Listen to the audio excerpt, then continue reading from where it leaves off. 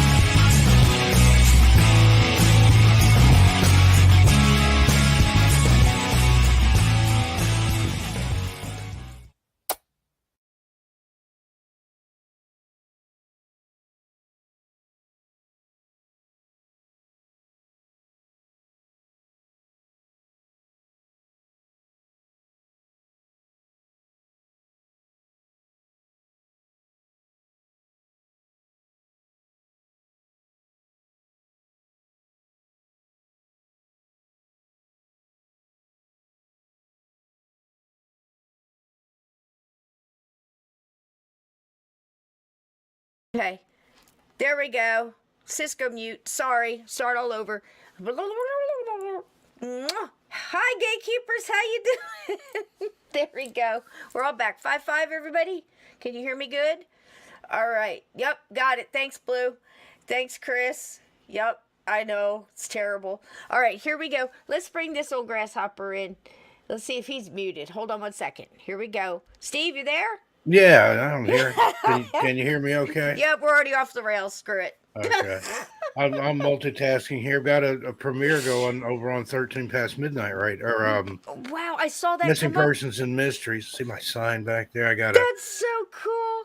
it's a fiberboard thing. I'm going to Pacific Northwest True Crime Festival in October. That's and great. I'm getting some stuff to sit around my table up there. Oh, that's super, super duper. We have to Yeah, get you Bill- one Bill of those did- table. Bill didn't know tables. that I was going live on here, and I've been sitting here all day, nothing to do, and Nothing then to do. 2 minutes before it starts, I get a notification. Oh, there's a premiere. And then, Are you going to be okay? Yeah, I'm You've fine. got a lot of good people going back and I've forth. said hi to everybody over there. Wow. A lot of them are here. There may be people that are watching Back both. and forth, watching both at the And same time. I did want to say hi to some people. I don't know Please if they're do. here yet, Please do, go ahead. but I've got some new friends that are going to be watching tonight. Oh, good. Tara Horvath from Nice. she's in Ohio, Do and they all then have music? Tara That was nice. Clearly, who's from Nashville.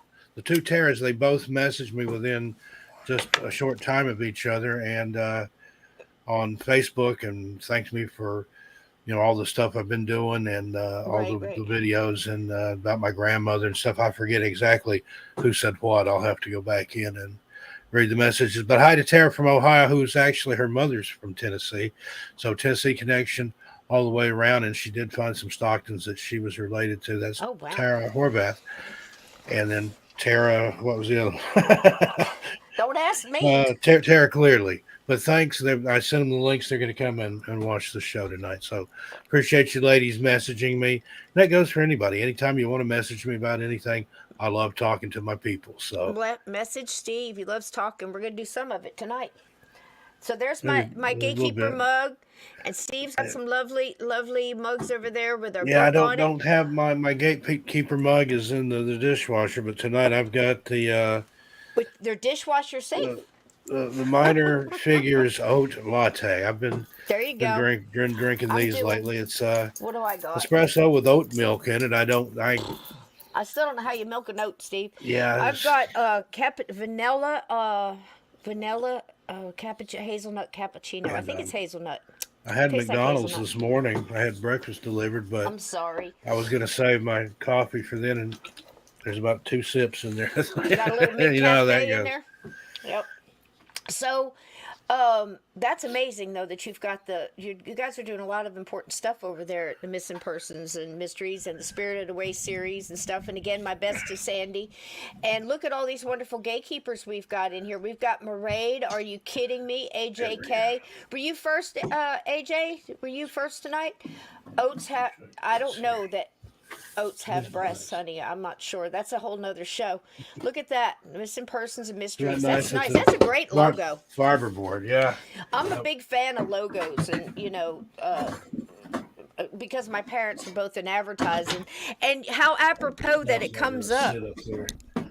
The advertising. Can y'all see this? I've moved my microphone and it's messing with me. I'll leave it at a jaunty angle. But I feel like I'm there being is stalked. something about a logo, a professional one like that, that lends legitimacy to everything. That was It's going to like be my job in high school. That's what I was going to school for. it's graphic like when I design. had these stickers made up.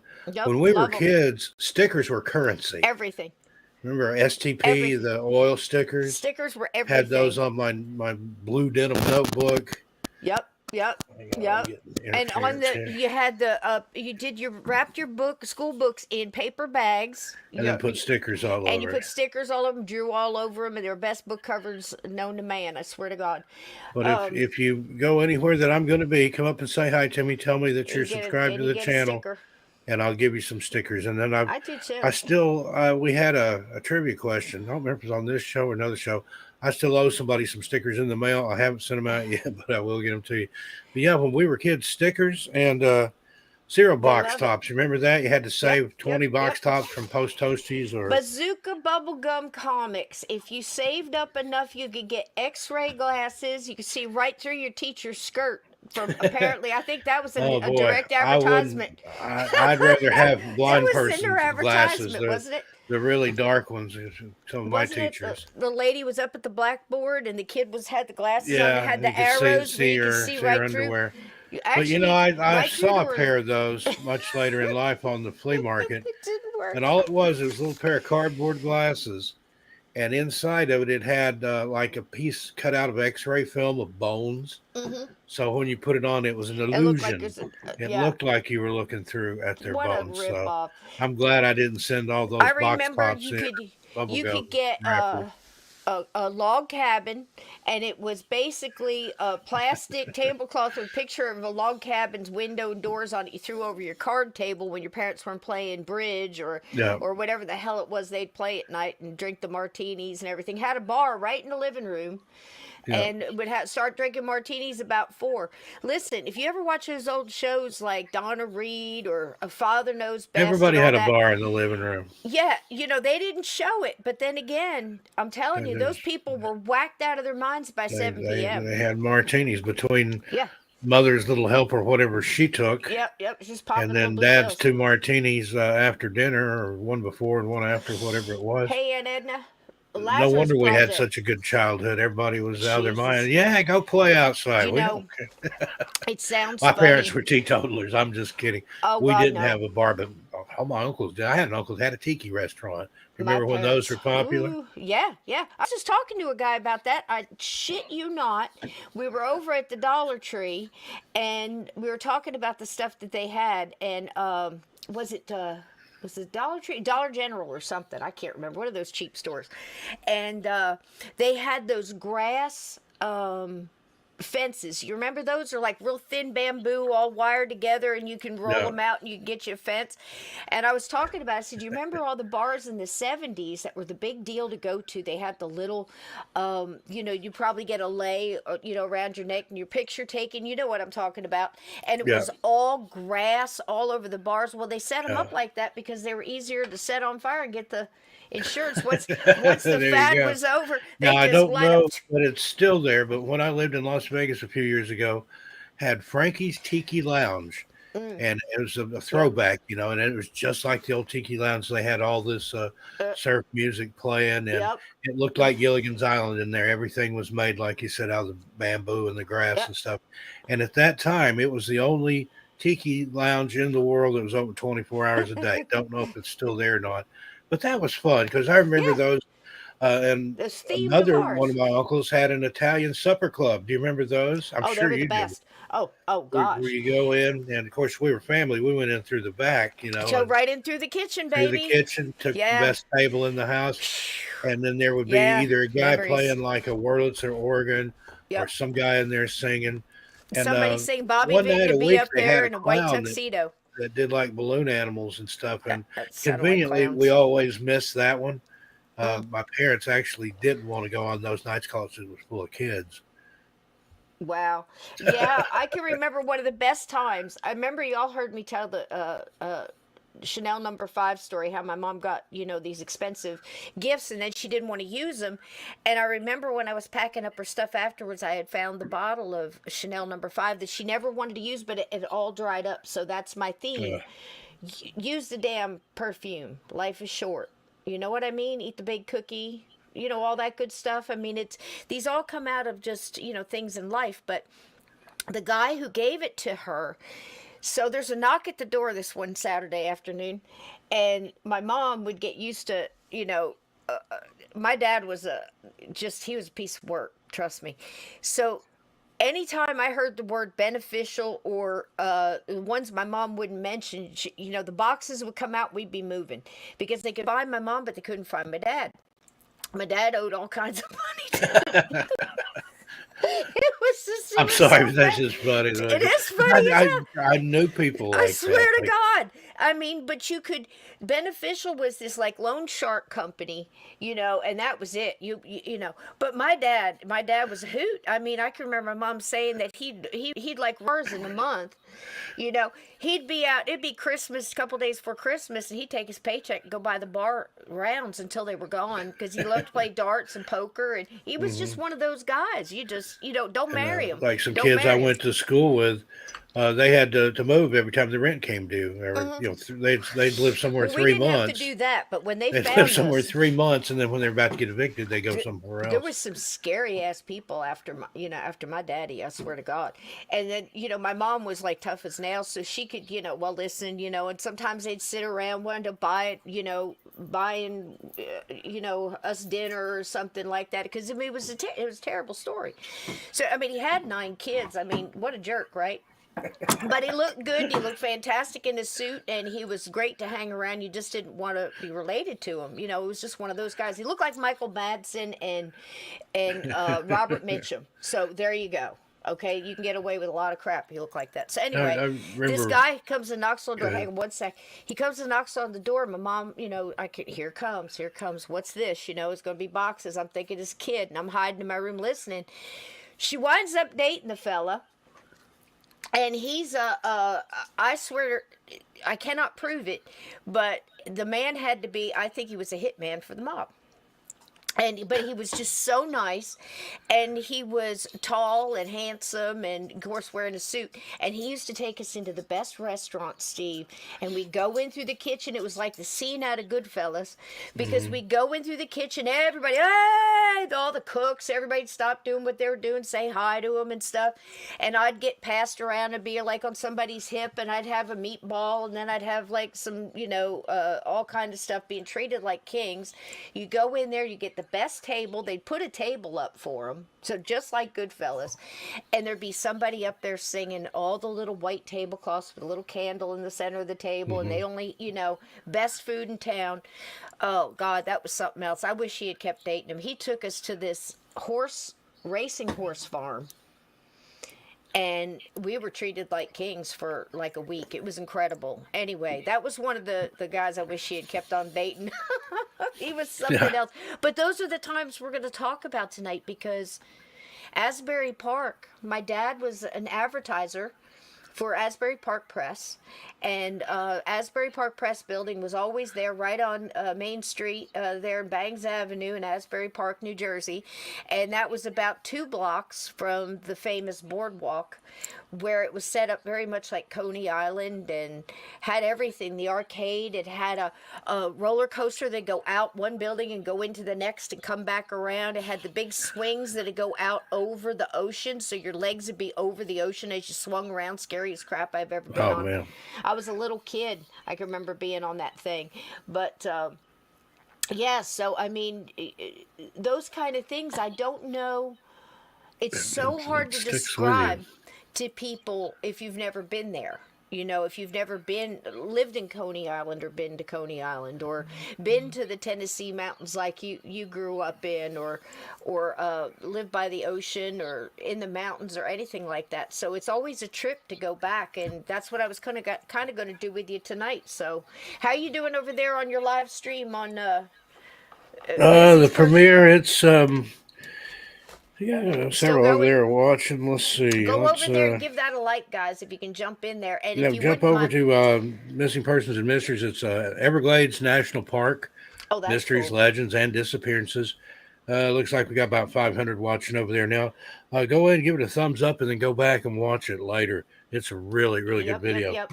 And if you wouldn't mind, hit the like here, guys. Go just pop out and hit that like, mods. I don't know how many people we've got in the chat. I'm showing 27, 29. It's going up and down, up and down. But hit the like if you can, and share it out so we can get more subs and everything. We were talking about unusual dads and stuff. I remember this one kid that I went to school with, and they were from like New York or New Jersey or somewhere. There was rumors that they had connections and had to move down south to get away from some heat. Yeah. It's and like we were writing something about our dad. What was the coolest thing your dad ever gave you? And, you know, it's like, a BB rifle or a bicycle. Right. This one kid wrote the coolest thing his dad ever gave him was a gun to hide. Go hide this gun. Here, hide this. God. You know, I mean, that's funny, but I can think of like 5 stories off the top of my head about finding a gun someplace in the bathroom at the rest stop. My son found one. And then found one in the garbage can, one yep. Found one on their picnic table. We found one in the woods one time. They've been there a while. It's all rusted. Busted out the back stoop and found one that somebody buried in the concrete at the stoop coming off the back of the house, you know, down at the end of the bottom of the steps. It must have fell in there by accident. I don't know what that was or how it got there. Have you ever gone magnet fishing? I'd like to try that. I was watching a guy on YouTube do it. He's pulling all kinds of stuff out of a creek. Man, like that's fun. Bicycles and tools and doing this. What's the one you use in a metal detector? Metal detector. I used to have one of those. I found all kinds of stuff. I love that. I found a lot of never found a gold coin. I always wanted to find a gold coin, and I always wanted to find a Civil War belt buckle. Never found either one, but I did find a lot of cool stuff. Found a lot of those bullets, the Civil War mini balls. Yep. Found a lot of silver coins, but never gold. I always wanted to find like a $2 gold piece or 5 or 10. Got it up here somewhere. I've got one. It's about this big. Boy, when you hold that lead ball, I mean, oh my God! And you imagine that getting hit with tearing through you, yeah. I can't imagine. And they didn't have any anesthetic back then. They gave you another one just like it to bite on while they stitched you up or amputated. Honey, I've held bullets in my hand that had teeth marks on them from that. You know, down in Gettysburg. I mean, I know that sounds good, but to have that in the palm of your hand, you know, the energy. And that was the on thing. That a lot of soldiers died from the treatment rather than the wounds. If they couldn't save it too readily, they just saw it off, and then infection would set in. And I read somewhere that more died from dysentery than they did from getting shot. An infection, because they weren't even washing the stuff. I mean, they were using the bad. I mean, so gross. But the stuff that happened, the Civil War as it began, the first 2 years, you know, the medical practices didn't get much better, but towards the end, they were starting to boil things and clean instruments and stuff like that. But it was nothing for a field surgeon, which more than likely, I think 75% of them were dentists. You know, go figure. And yeah, that's where you got the old sawbones. Yep. Sean, yep, that's right. And he would just stand there and hack off one leg and go to the next and go to the next. There'd be a pile of legs up to the second floor of some of these places that they were doing, the surgeries and makeshift hospitals in a lot of the Civil War places. I mean, it's horrible. But they did learn a little bit from it. But that's what killed most And was then some places disease, like infection. Martha Washington Inn Yep. in Abingdon, Virginia, that'd been a girls' school and been several other things. Well, they used it as a morgue basically during the Civil War, and the ground was too frozen to bury the bodies, so they put them in the basement. Of course, that kept them cold down there, but they had to wait until the ground thawed to bury the body. So that place is very, very haunted. I've tasted hardtack, Sean. I've Nasty had stuff. hardtack. I've made my own, but I've never Nasty. had any left over from the Civil War. We had it at a museum out there in I can't remember what museum it was, but they gave it out at the end, like, here, this is what they had, and that's why they were always trading over the fence at night. Now, you guys might not realize it, but they fought during the day, and most of the time at night they settled down, and they would actually, both sides would go to the fence or the line in the middle to trade. The Southern boys had good tobacco and usually had molasses, where the Union fellows would usually have coffee and maybe beans or hardtack or something along those lines. And they would actually trade, and the next day they'd shoot each other's guts out. It's amazing. But hardtack. Ugh. It's just basically flour and water, and then you bake what a it. lot of people don't understand, you had to soak it in coffee or water or something. If you tried to just bite it, your teeth would fall out. Hey, Janica, how you doing, honey? And Ian. Hey, Donnie, Jenica. there's Donnie. Are I bet you you're kidding feeling me? good. Master Cracker Poe, Donnie Bricks. Cho's here, and Edna. Yeah. I haven't said hi to anybody And over here. Edna, come Mari on. Gaddy, I think she's Jump a in new here, one. Welcome Maury. in, Mari. How Good you to doing? see you. Please Ann share it Palmer's out, here. everybody. All Vixen these, Doe, if Sean everybody G, shared it out and got one person, Chasing we the would Truth, double.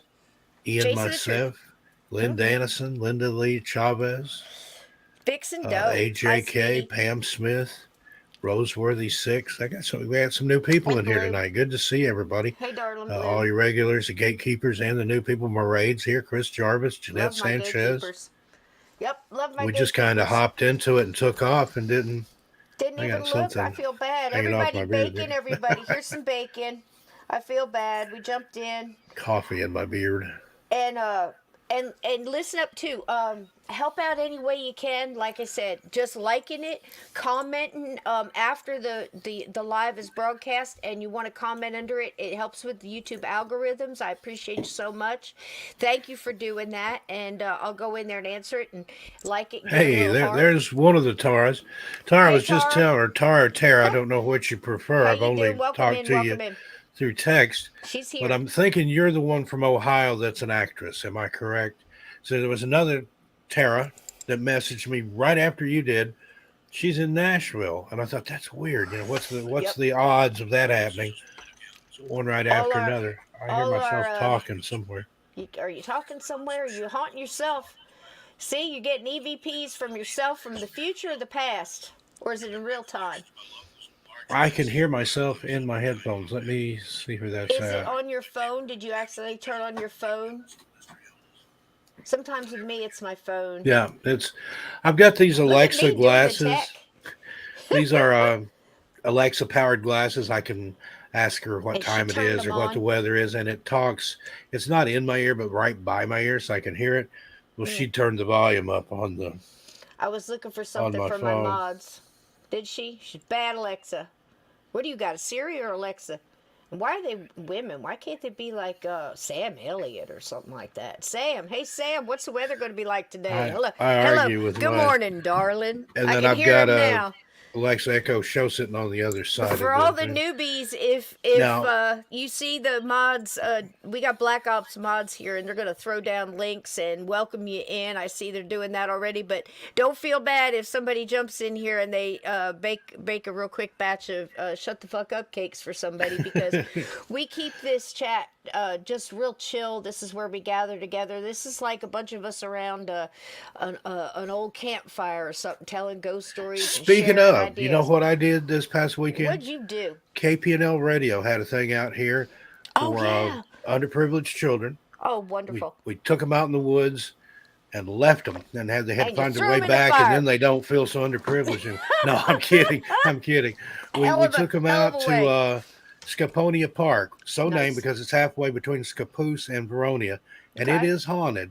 There was a horse thief that the townsfolk caught up with there and killed him, and Oh killed no. his dog too. Oh They were so jeez. mad at him.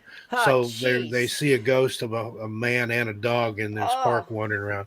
But anyway, son we of a took them down bitch. there and built a big campfire, roasted hot dogs, marshmallows, made s'mores, and all that.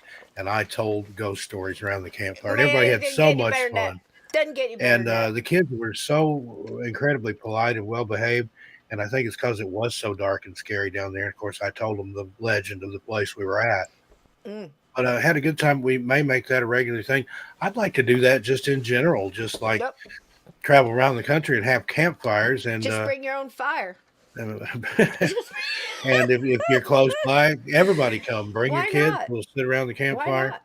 and tell ghost stories. But Just I had a travel around. wonderful time. We could get Gypsy Vargas and a couple of horses. We just travel around like nomads and tell ghost stories. Set a fire up wherever we go and just welcome in everybody. Tell ghost stories with the flashlights and stuff under, and give out s'mores and marshmallows. Go to bed. Do it again the next day. That sounds I like a saw life. Bill in the chat there. Is he still here? Bill, are you still watching, listening? I know Who he was is going it? to send everybody over here after the premiere. Oh, good, good, good. Yep. And Thanks like for I that, said, if Bill. I was everybody would just share it gonna, out, gonna we get show him my one. sign. I just got that in delivered today. Get one more in, that would be great. We appreciate you so much. And bacon for everybody. So Steve, you want to talk a little Morro Castle and a little Asbury Park? I got a little bit of video Yeah, tonight. absolutely. Now that's more your wheelhouse, but I was looking up some stuff about it. It's There incredible. are so many things that are haunted there. So many. I And picked a there's a couple. paranormal gift shop there. I'd love to Yep. go there. It's There's a dead and Paranormal Gifts. breakfast. Yep. Paranormal Gifts and Curiosity. It's owned by Kathy. She's a lovely lady. And it's basically they set up a little museum and they'll give ghost tours on the boardwalk. They do a bar crawl, like a haunted bar crawl, booze and booze, whatever. And they do the downtown. So downtown is There's incredible. Bill. It's been on so many paranormal shows. What Hey you got? Bill, look at this. There's Bill. Hey, Bill. Is that I cool? got that in the mail. Got that in the mail today. I'm going to use that at some of these conferences I'm That's so going to. pretty.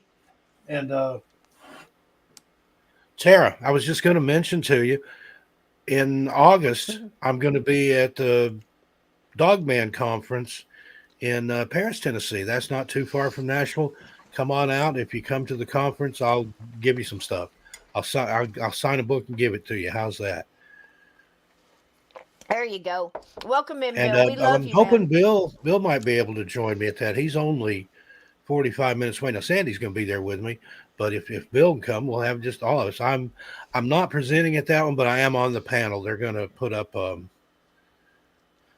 like a paranormal panel and let everybody just ask all kinds of questions and stuff. So it should be a That's lot cool. of fun. It's the first that this Bring your group own has fire. put on. I don't think it's the first Dogman conference ever, but it's the first. I forget who all is going to be there. It's near Nashville, Bill. It's in Paris, Tennessee. It's kind of between Nashville and Memphis and a little higher up near the Kentucky border, near the Land of the Lakes area. That's by design. There's been a lot of Dogman sightings up there. So, Tara, I'll put Is you on the Dogman list. going to be there? Is he going to be there? Is he He's going going to to be be a there speaker? in person to tear Wow. you to shreds. Oh my God. That's But just no, trippy. trying to think of who all is going to be there. I'll have more information between now and August. But it's Ken Gerhardt's going to be there. Josh Turner. If you watch Paranormal Roundtable, he and Ken are the ones that are putting it on. And there's several big names in Dogman and cryptid research that are going to be there. So I'm not really a Dogman guy. I mean, I know about it, but you know who Bowden's and your Dogman guy. Bowden. Yeah, we need to get Bowden's your Brian Dogman Bowden guy. down there. He He's the peed only on a man I know tree. that ever pissed on a Dogman. He peed and a Dogman Got mad, got pissed. challenged him Got because it's like he thought, dude, you're marking your territory and my territory, but he stood there and faced it down, and he said, I've heard him tell that story, that if he had ran away, that he thought it would have chased him and probably killed him, but he just stood his ground, and eventually the Dogman backed off. And I guess he thought, well, this guy's pretty brave. If he's going to come and pee on my tree and then stand there and stare at me and dare me to do anything, I better leave him alone. Brian Bowden's something. Sir Brian Bowden He's a is pistol, something else. Sir Bry. He's probably out there. I think he's staying away because he thought we were going to talk about Paul is dead. But Bill, I'll Bill get you is the yours. dates and stuff on that if you want to come and just. I'm going to have a vendor table and sell books and stuff. So Donnie, I would say yeah. we'll have our books. Bill and I have written 3 books together. Man, We'll have dog. signed copies of those. Blue Crossroads, you're only an hour from Murfreesboro, or it's only an hour from Murfreesboro. Come see us. Yep. Blue says he's And, close too. I think Paris trying is to only an think, hour from me. There you go. You might meet Blue. So yeah, if you can make it to Paris, Tennessee in August, come see me. Hey, Carol. Hey, sweetie. So good to see you in here. Okay, She Bill's had the going to be cutest- there, so we'll cutest be pictures signing of babies. our books that we wrote. Sandy and I will have our Spirited Away book out by then. We'll be signing that, and then I've got my other books. Cisco, I need to get some of yours. Oh, Some yeah. signed copies of your books. Take them with me, and then I'll And sign then you them can too. sign them. Oh, A lot that's a of great people don't idea. know. Cisco and I wrote a book together a few years back. Sure did. We are all children in the wilderness of the afterlife, a guided tour through a haunted life, just as it popped up There it on the is. screen. There it is. There And it is. it It's took me popped up about right 2 years somewhere. to be able to see that title or say that title without messing it up. Cisco likes those long titles. Yes, she does. Journey See right Through the there? Gate Paranormal Portal Podcast. There it is.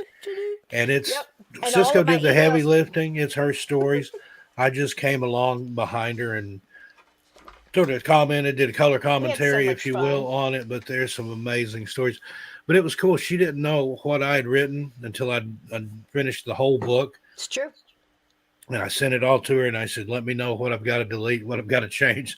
And she wrote me back and she's like, oh my God. And I'm like, oh no, what? And she's like, no, this is perfect. It's I'm not, perfect, don't man. change a thing.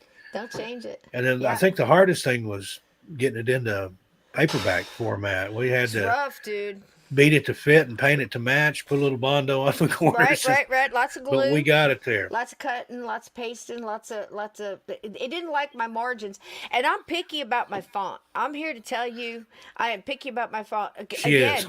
That's no BS. Right? It comes from my it comes from my background because, like I said, my dad worked for the Asbury Park Press. He was advertiser. Now I don't know if anybody's ever seen Mad Men, but it was very much like that. Very much like that time. All the women in hats and gloves and Everybody secretaries. smoked. All the Everybody men wore a smoked. suit. Everybody All went for wore suits. cocktails. They all philandered around, screwed around, and hung out at the bars, and kept up with the Joneses. That was just what you did, and it was that world. But my dad, for those of us old enough to remember the Sunday paper, and you got the circulars, what we used to call them, and all the sales in the Bradleys and the Steinbacks and the Woolworth and all that.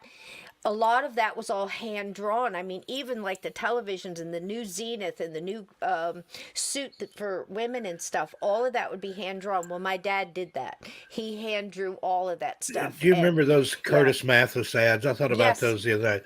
The Yep. most expensive TV sets in America Yep. and worth every penny, or, They're worth or every whatever penny. they said there. Yeah, and those were some amazing. Yep, they did it for Sears. TVs. They did it for, just all the people. Well, now my mom worked across the street at the Newberries, and she was a Okay. floral designer, sorry. and she was also in advertising she had been in advertising in other stores. She could hand draw the stuff too. And they both used to look at the comic. What was the comic that was kind of like royalty? I forget. Prince Valiant. Do you remember that one? And it was all looked like real people in their hands, and they would always My look at grandmother the always hands. liked. I can't remember what it was. Like it had Snuffy Smith and Grandma and. Well, it was Little Abner. There was Beetle Barney Bailey. Barney Google and Snuffy Smith or something Right. like that. What was the name of Not that the one? Hillbillies. Tara, I was mistaken. I thought you were in Nashville, but you're in Ohio. I got you confused with the other Tara. But sure, if you can come on down to Tennessee, Yes, and and I want to talk to you about some voiceover stuff. I'll Yep. message you later. Sears and Roebuck catalog. Absolutely. I mean, I remember looking at that when I was a kid. You looked at that before Christmas, all the toys coming out, and you'd show people, show your parents, like, what what you wanted and all that. That was the they were the ones who started that. Let's put it that way. But Sears and Roebuck catalog goes way back. My grandfather bought a house at a Sears and Yeah, Roebuck you could catalog buy and built houses. it himself. Built the They parts. would Yeah. they would It was the deliver the Amazon. pieces. It was the ultimate do-it-yourself kit, and Yep. also Yep. it was the It's weirdest true. thing. But like at school, or if you went to home with a kid, somebody's house, or whatever, you picked up the Sears and Roebuck or the Montgomery Ward's catalog. Yep. It would open to the toy section automatically, Because it and was then if so you worn flipped it down. again, it would open to the women's lingerie. I don't know Women's laundry. I what was don't know that. why. I can't imagine. But I'll tell you what, they were always there. They're the phone books. That's what you'd sit on. We didn't have high chairs. You sat on a phone book, and back then the Jersey phone book was about this thick, and that was just that one county. But if you don't remember, you go back to that time where you can remember that. I mean, what a time that was! But the Sears catalog was just as thick, and the Or the only thing pennies thicker. catalog. Remember that used to come Yeah, like in JC. Yep, August or yep, September pennies. Yep. before Halloween anyway, but usually before school started, and I'd already have it worn out by Halloween looking at what I wanted for Christmas. So true. It's so Go true. there For and put a hours. check mark, and it had a piece of paper in there to add things up, and think, well, Yep. that's going to be too much. I don't know how much I can spend, Mm-hmm. but man, we had some big Christmases Dog in ear the those late corners. '60s and early '70s. Oh, My dad worked at Oak Ridge National yeah. Laboratory. He was a scientist out there. So even after the war, especially after the war, we had some bang up Mm-hmm. Christmases. 1870s, Glenn's saying. It goes that far back. I mean, Yeah, it's gosh, I mean, it amazing. was like if you ever play any games, Donnie, you know what I'm talking about. If you go and play Red Dead Redemption or anything like that, you get to go into the general store and you look at a catalog, and you're basically ordering from the earliest Sears catalog there was. And it was the Amazon for the day.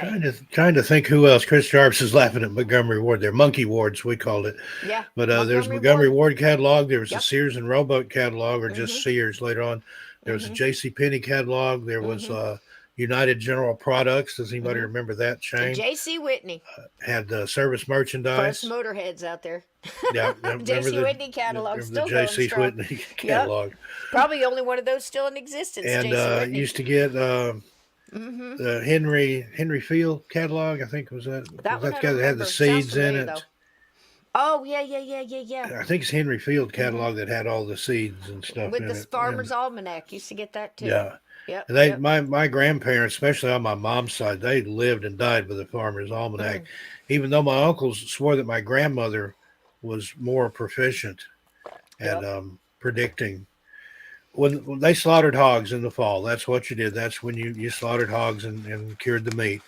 Well, she would always pick out one hog that she called hers.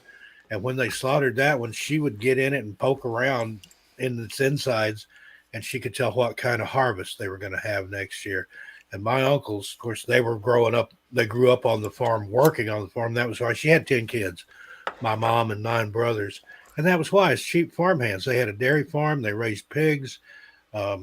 They had chickens. They grew vegetables to truck farm. They take it to market and stuff like that. Mm. So yeah, they had all those people. That's free farm hands, free work. I You think I'd earned just your wait and see. I'd be on the wait and see plan on that one. Just yeah. wait and see what kind of harvest we were going to have. I'm going to stick my But hands in a bunch of my balls. uncle swore that Granny was more accurate than the old Farmer's She Almanac. probably was. She probably was. But that's she's brave. That just reminds me of this one. I don't know why, but I got this flash of this thing. I don't know if you ever saw Turn, but it's a revolution. It's very good. It's a historical, based on fact kind of thing. But a series on the Revolutionary War, the beginnings of it, and the spies. It was basically about the Culper Ring, Washington's Culper Ring, and the first real spy ring, actually.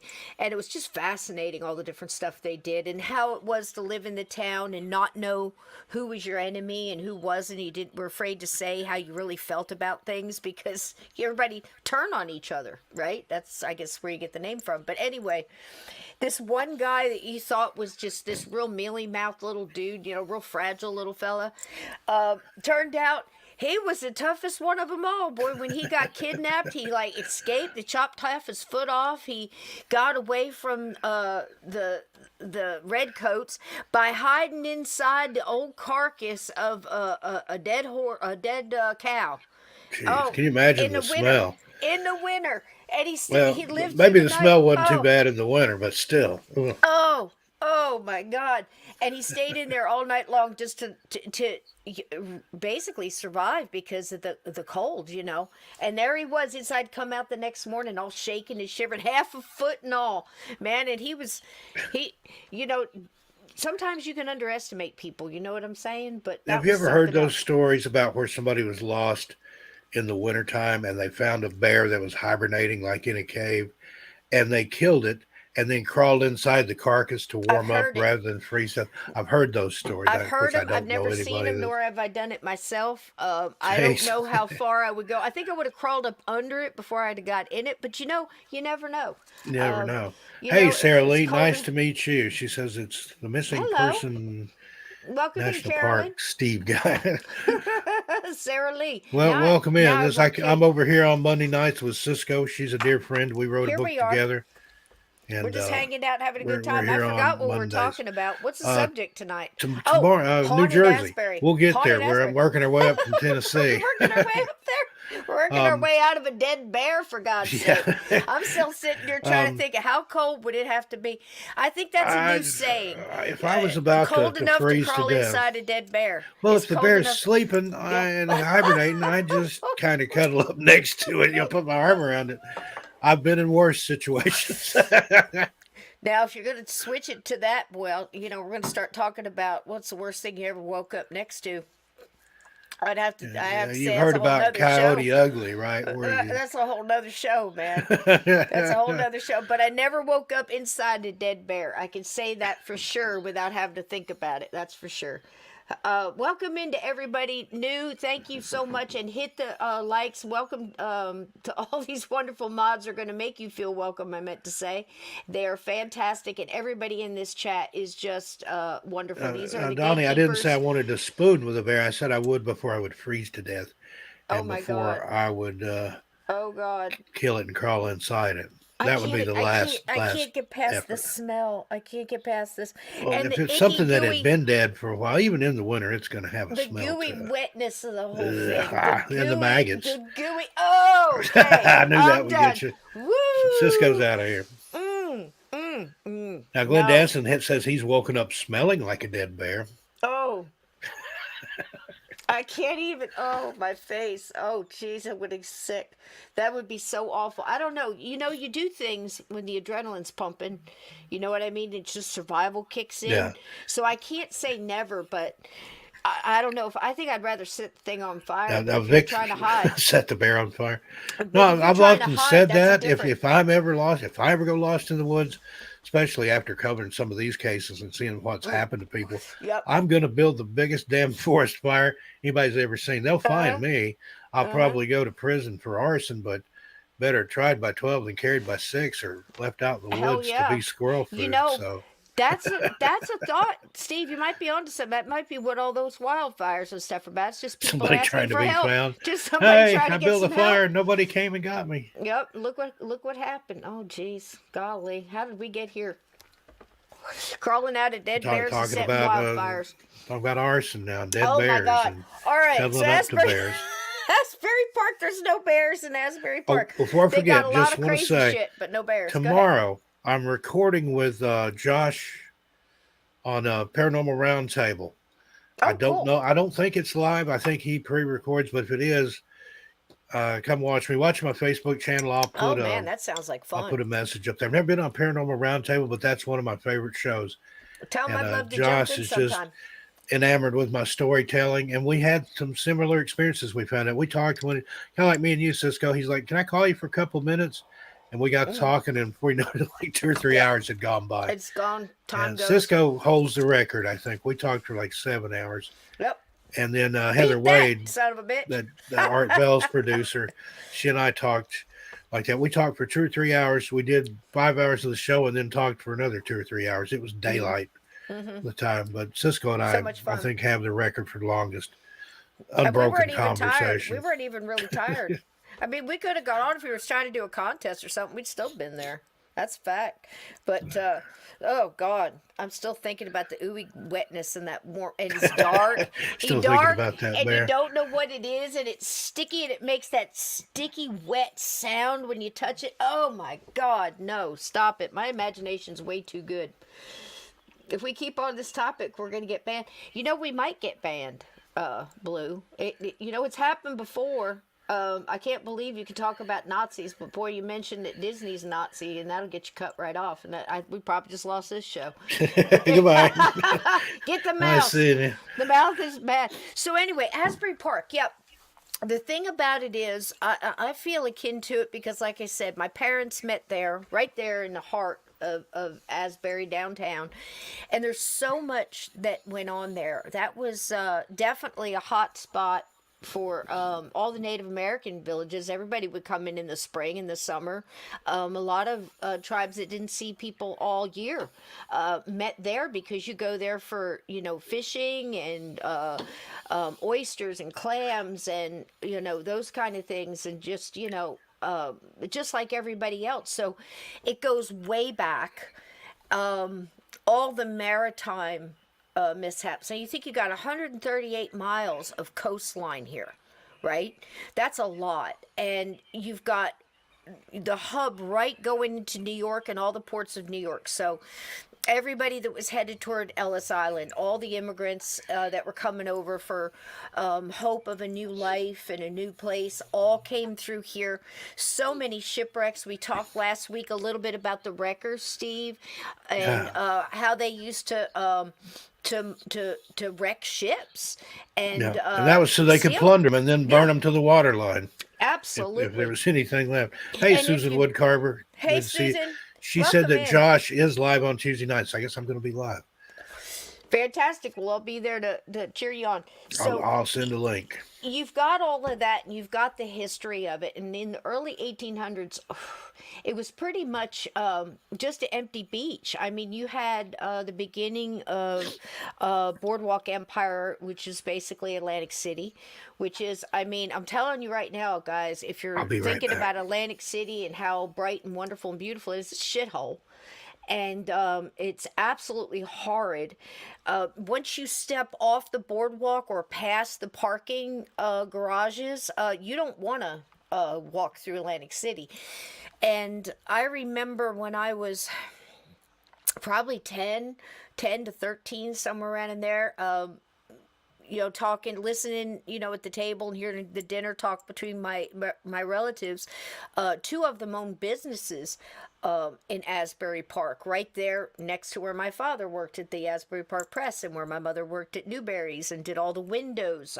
She decorated all the windows back then, and everything was done by hand. They didn't have a lot of the moving mechanical stuff and things like that. If you had an elf that moved from side to side, you were big stuff, you know. But so a lot of that stuff was really based on your talent and your imagination. And trades were so big. That's something that we lost along the way with this mass production. And I think we're starting to get it back, though. I think people are really starting to dig down, and trades are starting to be lifted back up. And people that can do, whether it's, you know, working on cars or you know, masonry or you know, woodworking or anything like that, any kind of trade you can think of is really going to start booming back up. That's just my prediction. But and what a great thing that would be, because we really lost a lot. And in Asbury Park, I'm going to show you some buildings. The architecture on these old buildings, it's very Art Nouveau.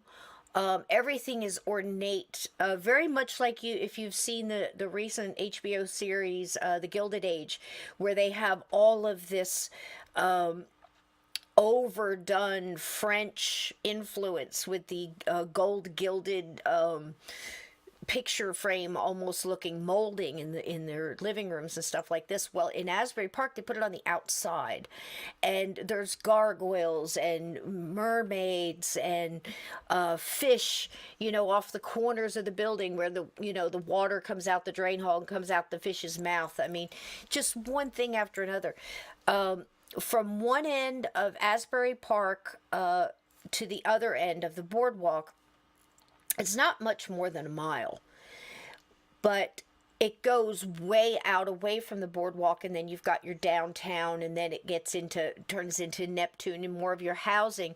But all the houses that are there now pretty much stemmed off of the houses that were built for the servants that either worked for the rich that had the mansions close to the boardwalk, or worked for the big major grand hotels that were being built and put out there.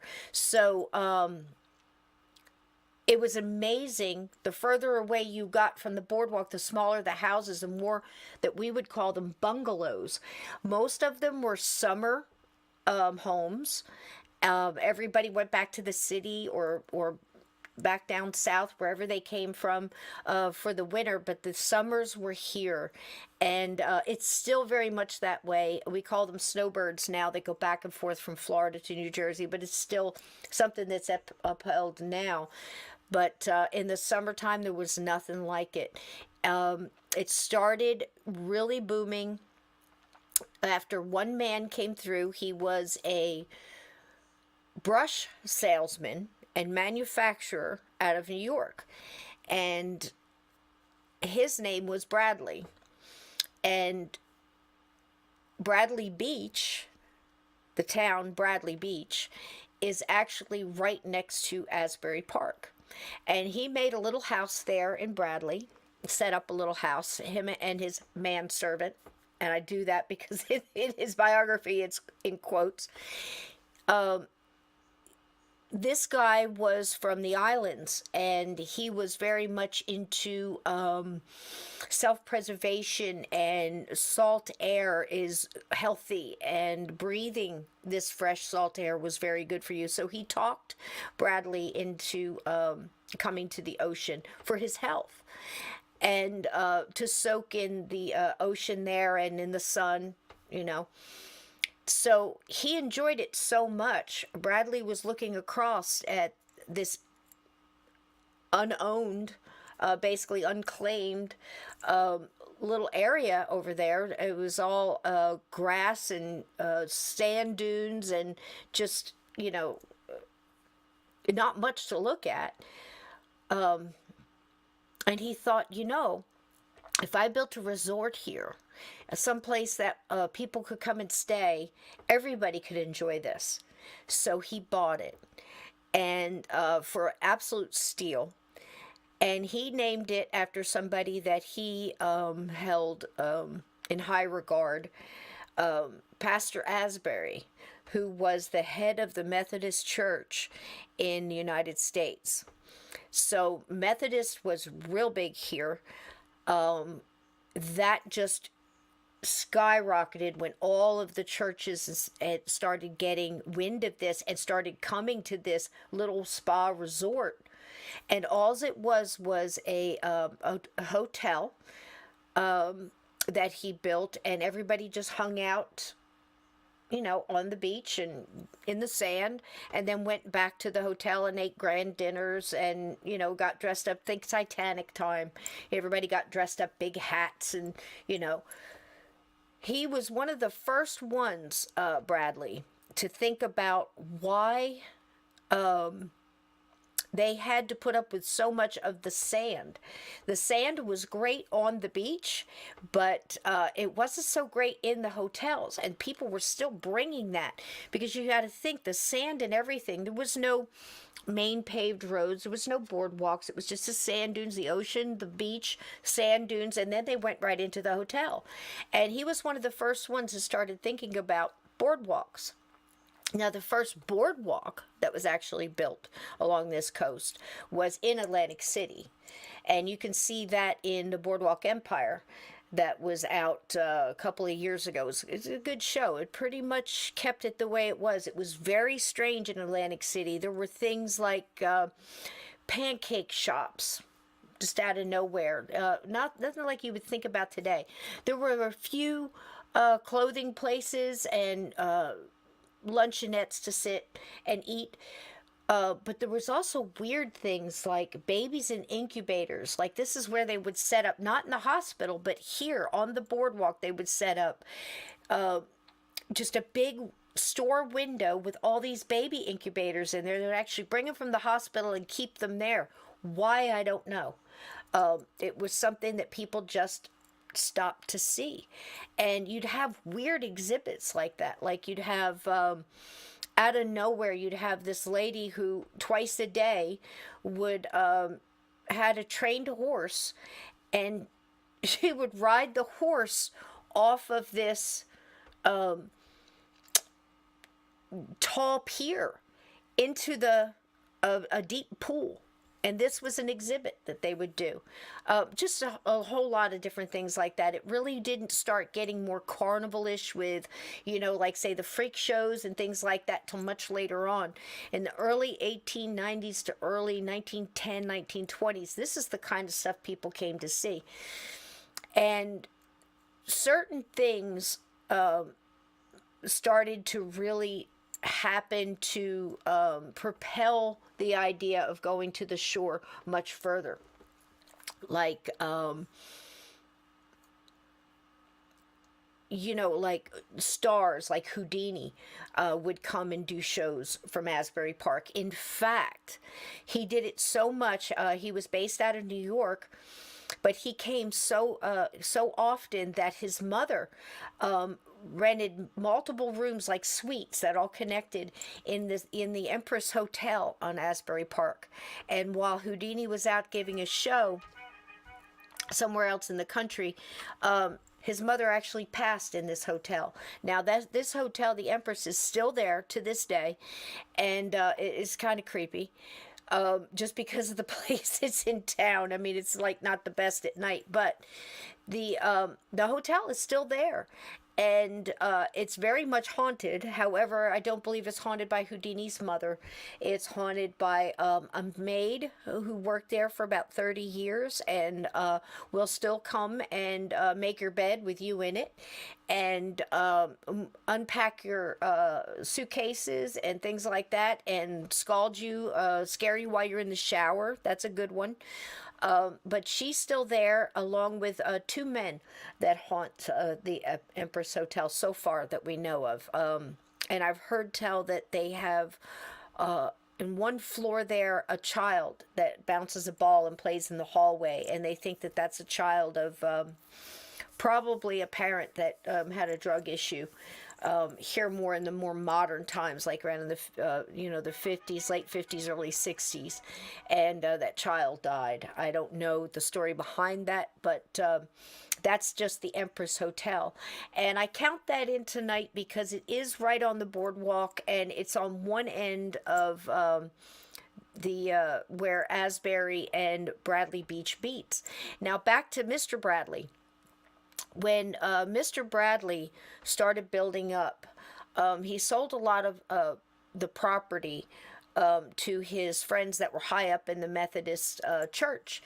And a lot of them were very into creating these grand, huge, ornate hotels with conference halls in them and great big observatories on the top of them, so you could see the ocean and see all the liner, the ships on the horizon and everything. And one of those hotels that were built is called the Barclay. Now, I don't have any pictures of that one tonight. We are going to see a video with some of these buildings in it, but the Barclay is haunted by multiple ghosts, one on the elevator, that pops in and out. Many in different rooms. One ghost that goes through the whole hotel, and then they've got several different ghosts that just hang out in different rooms. One of those is a famous ghost that used to own half of the Barclay, and it was one of his favorite places to go, and that was Johnny Cash. And Johnny Cash's favorite room was, I believe, on the third floor. I could be wrong on that. And it overlooks, it's one of the grand rooms that has a great view of the ocean, basically in any direction you look at. And one of the young bellmen who didn't know any better, he was like kind of brand new and he hadn't heard the rumors, went to help somebody up to the room. They still carry your suitcases there to your room. And when he opened the door, there was a man all dressed in black standing at the window, looking out the window. And he said, "Oh, I'm sorry, sir. I didn't realize that this room had already been taken." And the great big man turned around real slow and he said, "Please, I apologize. I didn't mean to disturb you." And he just turns around real slow and gives him a thumbs up and smiles. And, he shut the door and he went back downstairs. He talked to his manager and he said, that room's already rented. Somebody's in there. And he said, "Hold on." He said, "What did he look like?" He said, "This big man, all dressed in black. He kind of had like a poofy kind of old, country haircut." And the guy smiled and he reached in and fumbled through some papers in the drawer and he pulls out a picture. He says, "Is this him?" And he said, "Yeah, that's him. Big old smile. Nice man." And it was a picture of Johnny Cash. So Johnny Cash haunts the Barclay in Asbury Park. Are you back in? Yeah, I'm back. Sorry, I had to take a break. That's Had okay. 2 deliveries. So Oh my gosh. Imperfect Foods showed up, and then Amazon truck showed up. So Oh my and goodness. Mulder needed a pee break, so it was, Good. got everybody taken care of there. Mulder went out and had a smoke. Well, we were just telling a little bit about Houdini's mom dying at the Empress, right there on the Empress Hotel on the boardwalk in Asbury. And we told a little bit about Johnny Cash haunting the Barclay Hotel. And the creepiest thing about the Barclay Hotel, and Steve, I've told you this story before, but it wasn't Johnny Cash. I think I'd kind of like bumping into Johnny Cash because he seems to be, he's not, to me, He's all not over the stuck. place. He's His not stuck. house He goes in everywhere. Jamaica, they've seen him there too. Yep, he goes everywhere, and I don't think he's stuck. I think he's just enjoying what he can enjoying do. the freedom in his non-corporal body, in his spirit body, just to get out and wander around. Absolutely, and he doesn't seem like older when he passed too. When he seemed almost younger, spry, more like when he was, When he was 20, 30 around her. years younger. Yeah, yeah, Yeah. That's what it seems like to me. But the creepiest thing about the Barclay is on the very top, it's got this big rounded, like a dome, all windows.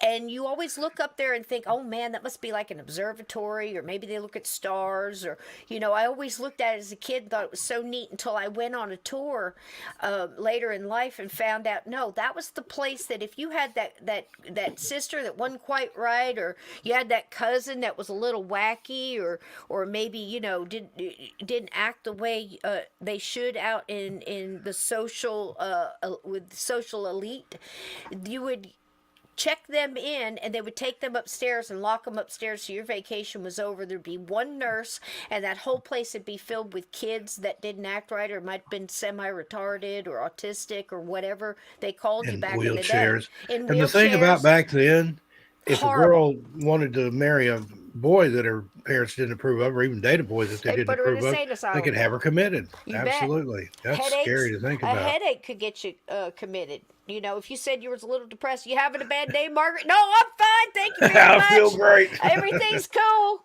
I'm good. Don't wish me into the cornfield. All you needed was one signature to commit. Back that somebody, especially if you were a woman or a child, to commit somebody in the late 1800s. But that's what that room was for, and I've never looked at the Barclay the same. But there's another place that's near and dear to my heart, and it's in Asbury Park, and you've seen it in movies like The Wrestler, was kind of depressing. I forget his name now. But they recorded there. There's been a lot of movies done there. There's Robert De Niro's done a few, and so many music videos and things like that. And of course, you've all heard Bruce Springsteen and Bon Jovi. Bon Jovi's not from there, neither is Bruce, but that kind of made it more They famous. played there. The Stone Pony. Oh, the A Stone lot of Pony, yeah. famous people Yeah, played there. Mario played with him. Trust me, I know the stories. Spent the riots up on the roof with him. That's for sure. We were just talking about that a minute ago. He said, "Yeah, don't forget there was a couple bikers up there with us too." I'm like, "Well, that was good company."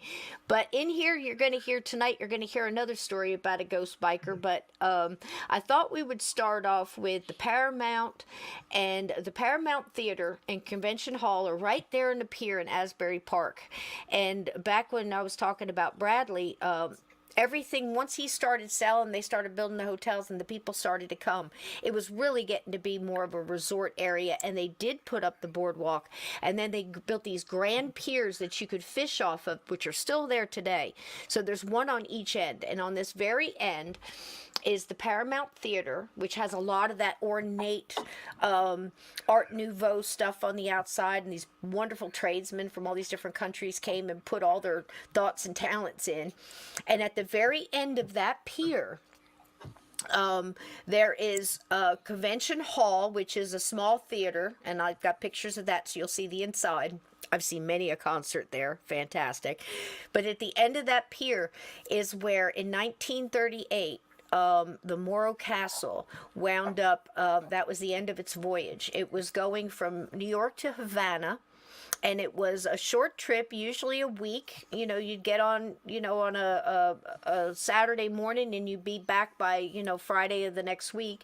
And it was very cheap. Once you were out of the harbor, you could drink. So it was during Prohibition. So you could get on there and drink and dance the whole way to Havana, have a good time in Havana, and come on back to New York. And, back then during the Depression, of course, only the really rich could afford even that. But, something happened that made it, those rich almost, it turned it into something that a lot of the less fortunate wound up kind of seeing as something to do with the family, because the Morro Castle sat there for quite a while, and the amount of people that tragedy brought to Asbury Park, and all the dead that were being pulled off of it, and the ship that sat there and burnt for over a week, brought in so many people from New York and Pennsylvania and southern New Jersey and further away than that they actually had to put in a whole new highway circle to feed in the traffic. And at a time when gas was so expensive and food was hard to get for your family, that's really saying something. So when there was a tragedy like that, or the Hindenburg, we had so many here in New Jersey, people will come from all over, won't they, Steve? War of the Worlds. Remember Yep. that was. Oh God, yeah. People God, shot the water tank. Yeah. Thought it was a spaceship. But people come from all over, bring the family, picnic, bring a bottle of wine, and just sit there and look at this stuff. But I've got a little video and play for you. New Jersey, just one of those places. I mean, you've got the Jersey Devil, you've got Shades of Death Road. Crazy's bed bugs You've up got here. what's the town with the little people in it? Oh gosh, I don't even remember. Midgetville or something like that, where If it's it was not people, called that in our and I day. don't mean any offense by the term midget, but that's just what they called it. Little people. Disclaimer. But No offense. it was people that had retired from the circus, and they all lived together in this one little community. And if you drove through there, they would chase you and shoot at you. Well, we've also got the Albino Road. Now, that scared the hell out of me as a kid. The Green Light Cemetery didn't bother me. The Albino Road did. The Jackson Whites. I almost said the Jackson 5. But the Jackson Whites are in that area, too. My goodness. The Moon-Eyed people, don't you have the Moon-Eyed people there, too? And, Yep. Gravity. all kinds of creepy got stuff. All kind of shit, man. And then we just have the scariest thing of all, and that's just people who live in New Jersey. Just people who live in New Jersey. Yep, that's it right there. It scares the living shit out of me every day. But here we go. We're going to take a little trip, show you a little bit about what New Jersey... This is where I grew up, guys. And can you imagine going to high school and having this, 2 blocks out your front door? I was such a bad person. I had such a good time. I did. So here we go. Real quick, before you start that, Go Pam ahead. Smith wants us to say hi to her great nephew. I'm sorry, I have to look around my microphone. Oh, hello, Kyle Lee. He's Hi, 13 Kyle Lee. months old. Kyle Lee, how you Hello. doing, buddy? 13's a doing? good number. Hang in there. Yep, absolutely it is. Hello, Kyle. How you doing? Welcome in. You're a little gatekeeper now. All right. Let's go to New Jersey. Now, this one here, I have to pay homage to. I got a couple clips in here from a gentleman that does a great channel. It's Tales of the Jersey Shore on YouTube. So if you want to see the full story there, he does an amazing job. It's like an hour and a half long. He gets really in depth because there's so much that went on with the Morro Castle. There's a murder mystery, possible arson. There's heroes. There's cowards. There's so many deep stories, and the stories have not stopped because there are so many dead and lost that walk up and down the boardwalk and are in some of the homes that they used as makeshift hospitals, as well as the Paramount Theater, where they laid bodies out for weeks.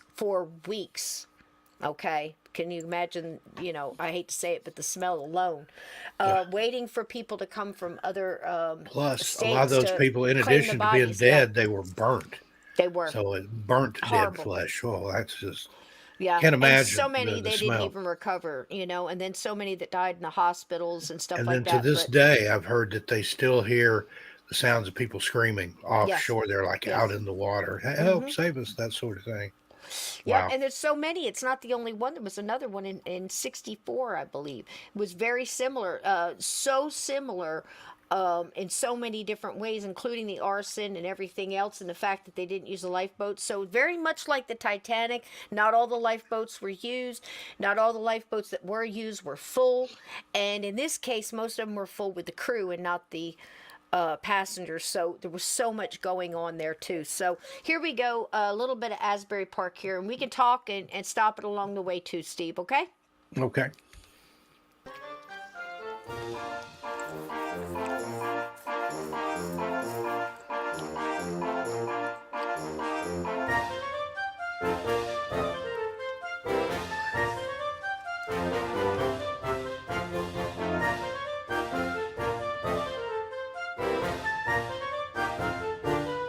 She looked mad as hell, don't she?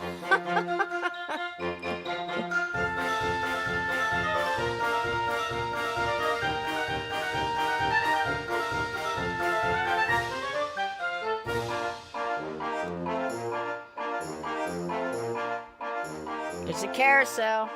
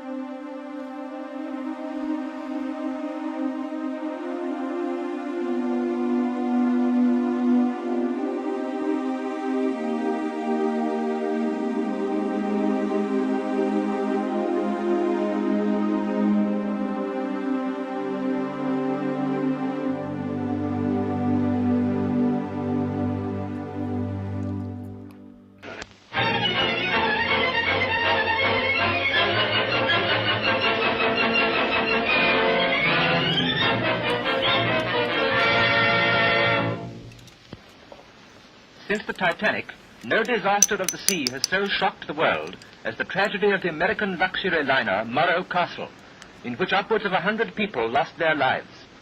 On the homeward journey from Havana, only 5 hours steaming from New York, a mysterious fire broke out and gradually enveloped the whole ship. The origin of the outbreak is variously attributed to carelessness of the passengers, to an electrical storm, and to deliberate incendiarism. And the mystery is heightened by the coincidence of the death of the captain 6 hours before the alarm. These aerial pictures show the vessel in the grip of the flames, and looking down on the liner, imagination can visualize the ghastly scene on board, where the spectre of death is imminent. Actual pictures of the rescue efforts were filmed by an amateur who was a passenger on the Monarch of Bermuda, and of the first ships to reach the burning Morro Castle. Here's the tense moment as the first lifeboats reached the side of the rescue steamer. The fire was at its worst as the maker of these pictures leant over the rail with his small hand camera to record the appalling scene.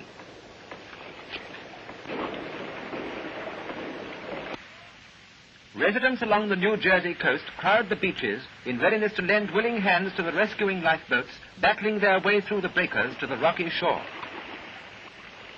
Passengers and crew, shivering and nerve-wrecked by the torment of the night, are taken swiftly into the care of sympathetic helpers. Every available doctor and nurse has been called into active service to aid the survivors as, crippled and dazed, they come up from the sea. All through the day the toil goes on, in ceaseless effort to ease the pain of the body and give new life to the tortured mind. The coastwise steamer Andrea F. Luckenbach brings in 22 survivors. And police board her and carry off the rescued, mostly women suffering from shock and cold. I was in the water for about an hour, I guess, and I don't know what time the boat sunk. I don't know. In the confusion and excitement, my wife must have went over the rail. I haven't seen her since. I don't know whether she's alive or not. Did you hear what he said? Yeah, she must have went over the rail. He hadn't seen her in hours. He wasn't sure if she was alive or not. The intestinal fortitude of these people, just pure shock. Just pure shock. The way they carry themselves when they're being, that microphone shoved in your face. How's it feel to, watch your husband burn alive on deck? Was the water cold? I don't understand why more reporters don't get punched right in the mouth. I'm sorry. Yeah, really. But here we go. Listen to this brave soul. Captain Francis of the British ship Monarch of Bermuda tells his brave tale modestly. It's difficult to talk about anything like this. The only thing I can say is that I'm terribly glad that my crew and myself were instrumental in saving 71 lives. I really haven't any more to say, only I do hope I never see another sight like that as long as I'm going to see. Take a retrospective glance at the Morro Castle as she looked in Havana Harbor. I do hope I never see another sight like that as long as I'm going to see. Take a retrospective glance at the Morro Castle as she looked in Havana Harbor, before passing to the last scene of her gutted hulk beached off Asbury Park, New Jersey, where the morbidly curious have come in their thousands to behold the grim spectacle. The morbidly curious. Sounds like this crowd, doesn't The it? morbidly curious. If we didn't already have gatekeepers, That'd be we the good could. name. If you're thinking about starting a channel and you need to call your group Morbidly something, Curious. That's a good title. That'd be a good name for a rock band, goth band. You could go ahead and use that one. I don't think anybody blame you. But this is absolutely amazing to me because the amount of times you can see in this picture just the very edge of Convention Hall. And inside a Convention Hall, this is the end of the pier, and inside Convention Hall is where I sat and watched Judas Priest 6 times in one summer with Iron Maiden opening for them. Walk down that same boardwalk and talk to the B-52s, the Talking Heads, Joey Ramone, Little Stevie. I mean, That one picture there showed tell 3 tough-looking guys coming down the boardwalk. And Edna said they looked That's like Clash. greasers, but somebody had it right there. That's That was the Clash. That's the Clash.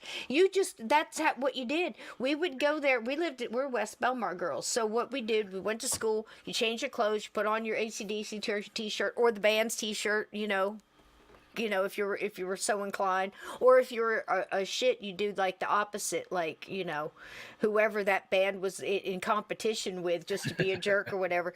But you'd go in early and you would catch the roadies.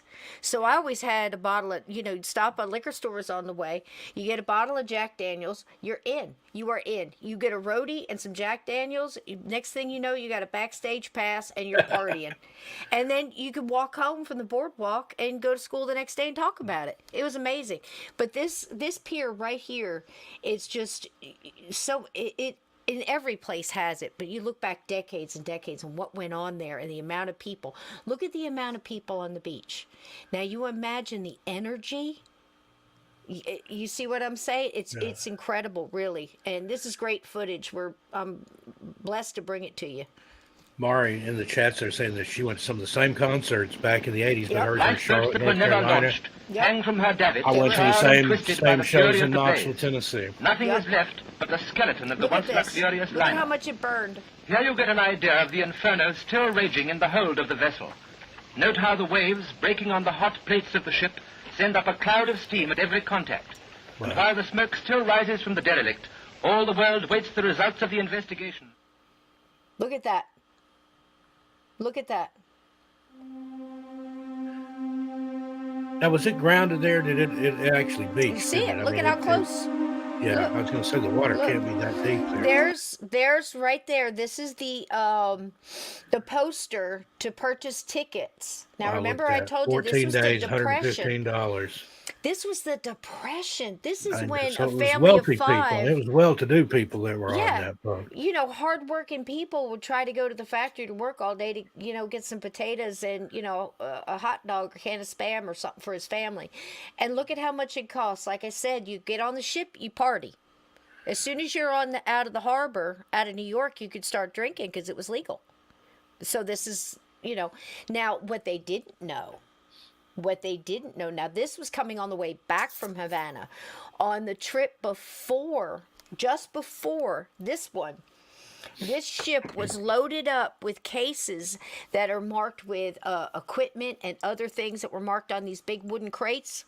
You know how they used to do back in the day with the straw and all. You know what was in it? Explosives. Oh, no. That they were sending over to Havana secretly. And if they had been on, see what I'm saying? It was the stuff we do. And don't tell anybody. That's what happened with the Lusitania as well. So that was, Yeah. you know, Oh, nothing yeah. but Who a would couple think of years looking on difference. a luxury cruise Yes, liner that's what they did. for weaponry or explosives? That's what they did. And these people didn't even know it. But so you could go ahead and buy 6.5 days, $65 minimum. I don't know what that included, but that was your whole trip there and back. And back then, food and everything. You know, probably liquor too. Who knows? And the bootleggers were making money. You could gamble on the ship. It had everything. It was like Atlantic City on this beautiful ship that was very much like the Titanic. Same time frame, you know. But for $65, so not only are they moving weapons and explosives, but you paid for it. You see what I'm saying? Mm-hmm. And they didn't tell you. It's crazy. All right, here we go.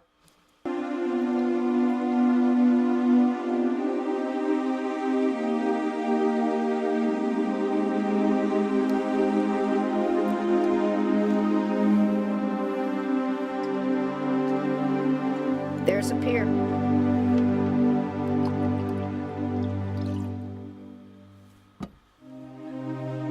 It's poor people. Look at that little kid. I'm thinking that's before it sailed, right? I don't think Yep. they'd be doing that afterwards. Yep. That's what it looked like at night. Look at that. September 1934. Wow.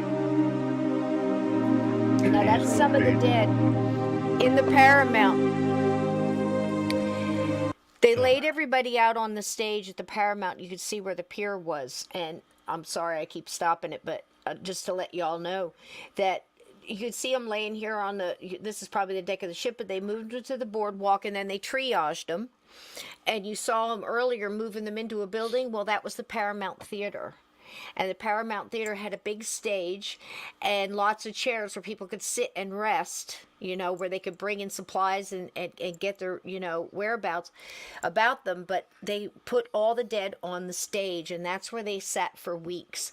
And to this day, you can go in there and you can see people walking and looking down with, you know, the white handkerchiefs women used to carry with the lace and covering their face and hearing sobs and crying still on that stage, band after band after band that is played there, or roadies that have set up or tearing down, report either bumping into people that look just as real as you and I, and they're looking for their bodies. I'm here for Uncle so-and-so, or I'm looking for my husband, or it's just over and over and over again over decades.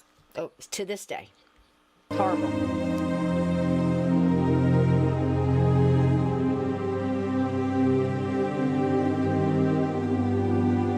This is right before their launch. These are the people that were on the ship.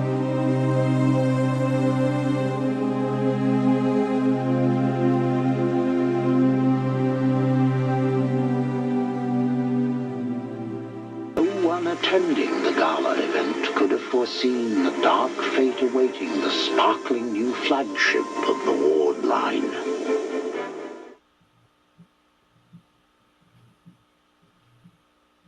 Okay. Now there is the Paramount Theater. This is the other end of it. If you were coming from town and you walk at the end of the road, right on the other side of this blacktop sidewalk, basically, is the road. And that's where it ends, and you would, park there, and you walk up this, and you go inside, and that's where you go to the concert. So if there was a concert going in the big doors there, the line would be all the way down the boardwalk to go in before they opened up. And you go in, and it gets real deep, and then that's where the theater is, and then you can go out. You go out on the pier that you see on the other end. So right on the other end of this building is a pier, and then that's where the Morro Castle was, right on the other side of it. And this is where they laid out the dead to be claimed by their family. It's horrible. But isn't it? Look at that beautiful architecture, very Art Nouveau. This has got the big fish all along there. You can see the aqua blue that used to be copper, but it's turned that kind of that seafoam teal. And they're all fish where the water comes out from the drain, comes out their mouths. And it's just amazing. It's Art Deco, but there's also some Arab and Moroccan influence in there with the Moorish arches and things there. It's oh my God, beautiful, beautiful place. Showplace. They built those Showplace theaters in the 20s. And there's the other side of it. You can see how close it was. You see it?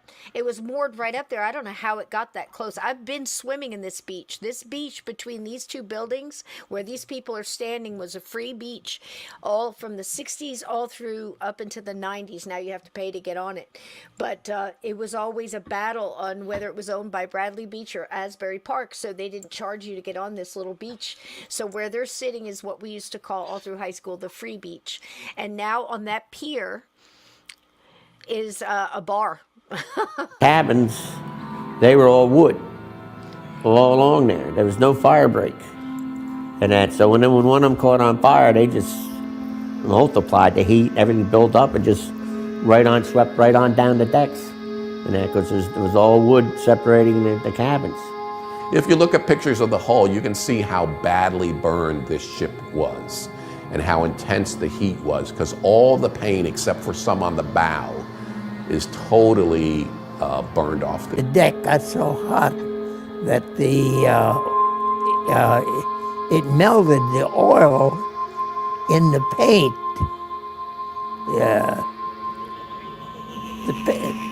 The deck painted, and it caught fire, and it was running across the deck.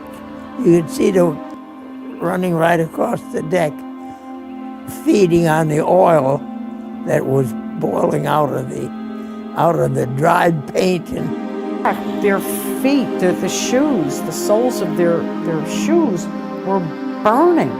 So some of these passengers were forced to jump because their shoes were burning and their feet were burning and their clothes were catching on fire. The firefighters, to get to the ship, had to run a high line across it from the convention hall when it beached. And they put the high line out and the hose and went out there, and they had to tie the hose to the railings because the heat was so dense and so heavy on the deck. And I'm going to stop this a second and show you this picture.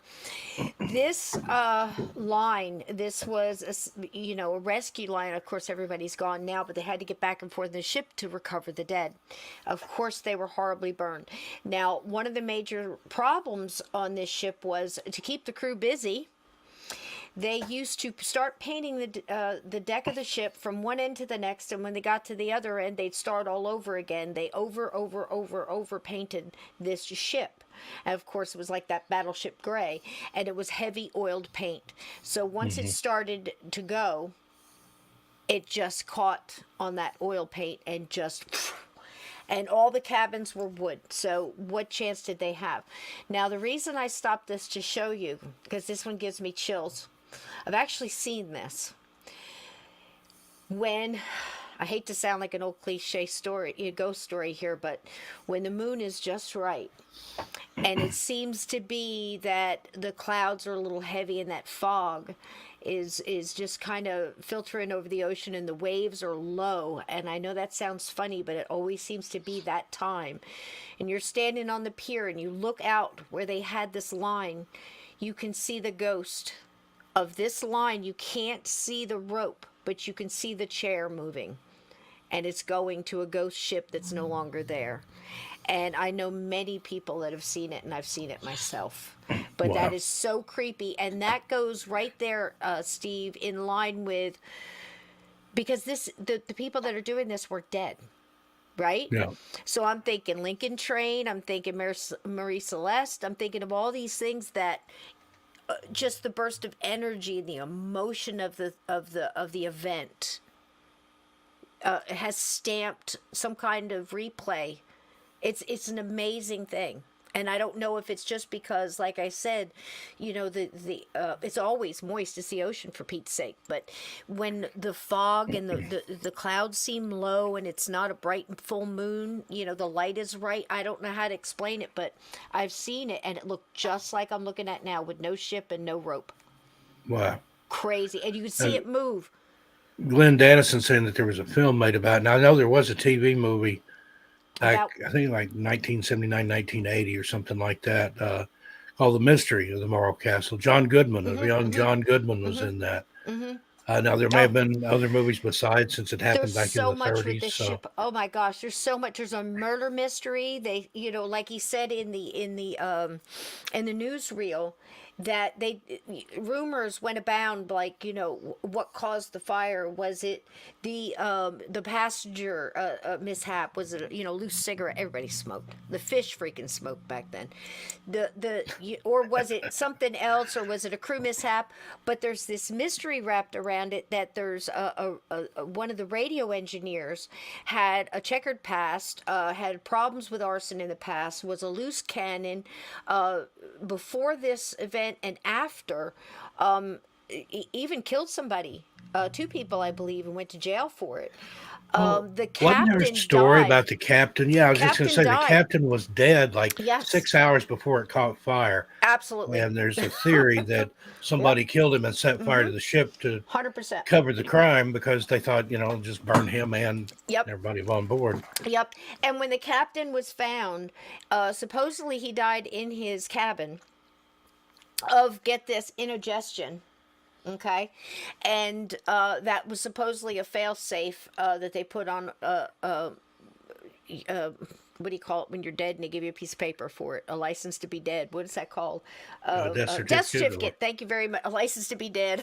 I guess it is, isn't it? It probably cost you too. We're probably paying for that.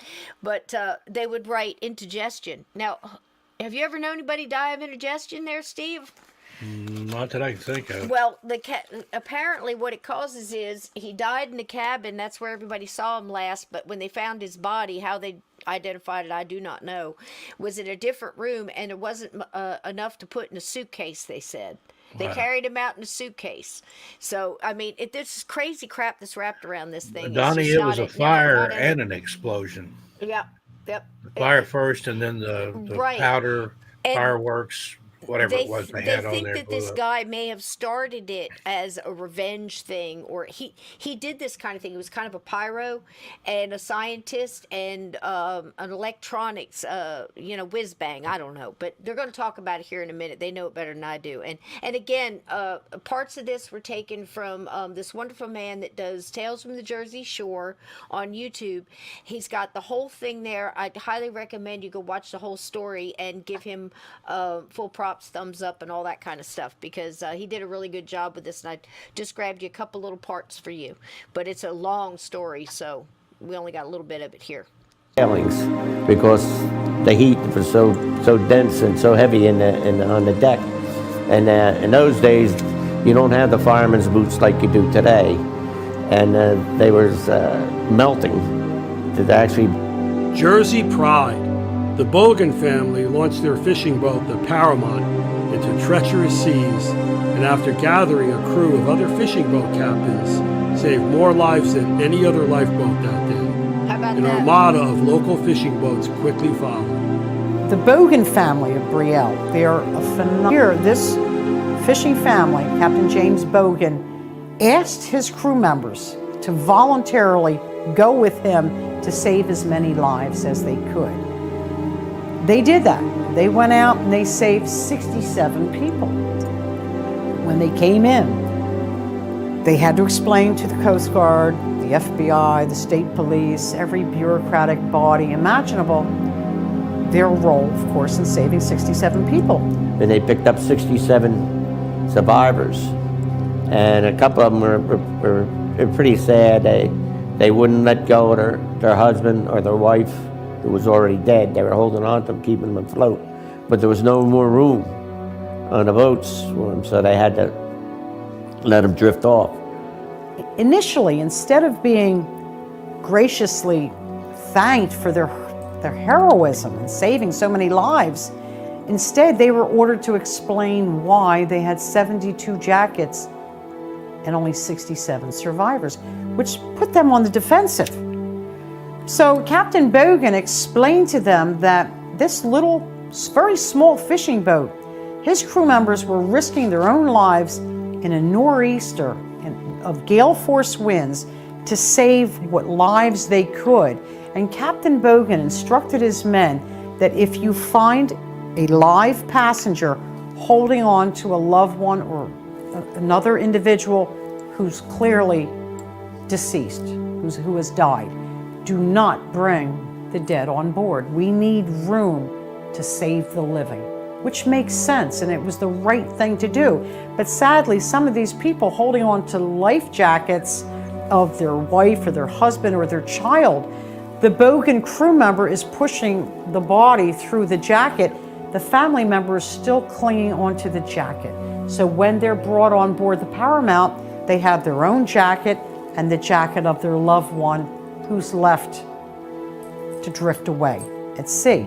That's why they had more jackets than they did people. When we had the anniversary, The total count, the best, most accurate count we can come up with in terms of fatalities is 137. But remember, many of the passengers aboard the Morro Castle weren't on the list, weren't on the passenger list. Not all the bodies were recovered. people said that they could feel the heat on the beach emanating from the hull. That's how hot it was.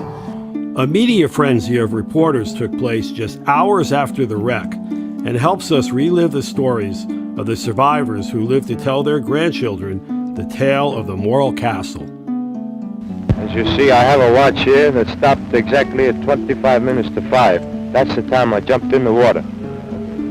And from then on, I hung around the water, trying my best not to get all excited, for 7 hours. I had a bellboy on my life belt that didn't have no life belt or life preserve on. So they took him on and left me there. And 3 hours later, one of the boats picked me up. We were in the water 5 hours. All except that there was another girl in our party who was in another room, and we couldn't find her, and I still don't know whether she has been rescued or not. I'm hoping very much that she was. Well, about 5 o'clock, I guess the only thing left to do was to jump overboard. I followed the first girl over, and I don't know where she got the courage to jump over. Well, anyway, I followed her. Park, people began to wonder how this modern ship could have been lost within view of land. As the smoke cleared and the players were questioned, suspicion immediately fell on George Rogers. Although he had a troubled past, his possible role in the loss of the ship was never proven. He used his position as a Morro Castle survivor to further his career. After this happened, George Rogers was hired by the Bayonne Police Department because they wanted to establish two-way communications between their headquarters and their police vehicles. So of course, they needed a man who not only was a radio operator, but knew how to repair them. They hired George Rogers. Big mistake. Then he had a problem with the Bayonne police, and that he didn't get along with a lieutenant there. George Rogers, once again, didn't get along well with others in the Bayonne Police Department. His supervisor started asking him questions about the Morro Castle. I thought George was a little eccentric. And apparently George was answering the questions in a way that only the arsonist could have known some of the things that George was divulging. He did it. I think he did it. It must have occurred at some time to George that he maybe said a little bit too much. Well, he thought he had to do something about that. And he rigged a heating thing up for to heat the water in his fish bowl.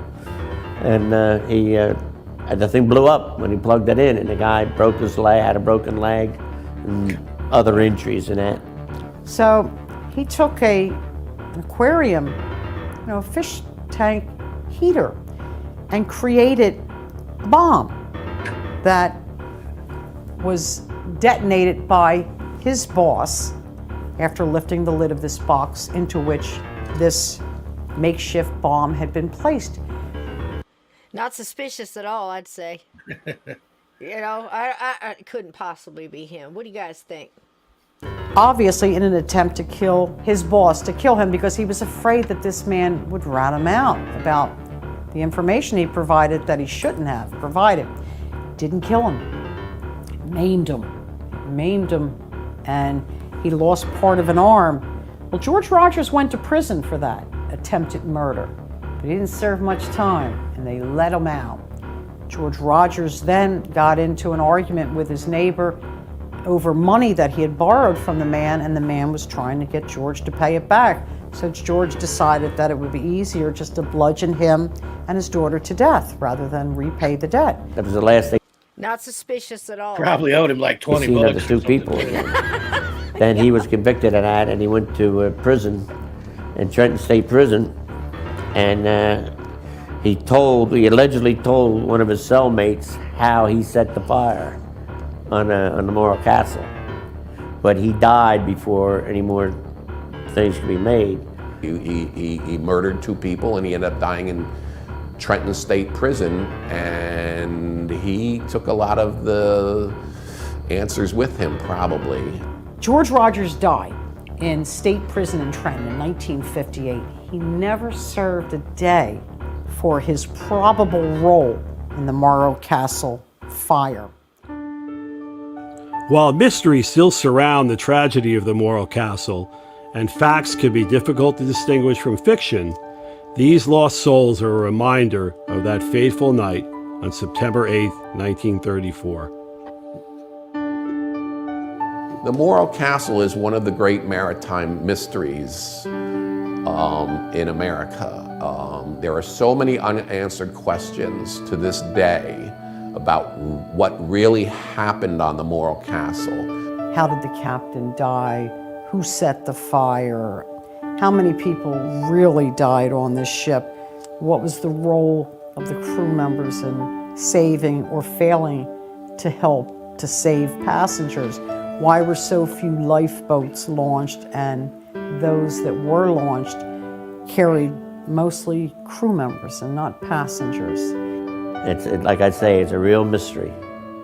And someday maybe it'll get, when the FBI releases everything, maybe they'll find out what the real story was. There it is, folks. Donnie was saying in the chat that everybody looked worn down back then. What you have to remember, they were just coming out of the Great Depression at that time. This happened in 34. Technically, by accounts, historical accounts, the Great Depression lasted from 1929 to 1933. So they were just coming out of that. Plus, a lot of those people they were talking to, they just fished them out of the water where they had been for several hours. So no wonder they looked rough. Absolutely. And there they are as they took off from Havana. And we'll never know. The man that comes out of the water and says, "See where my watch stopped? That's when I jumped in."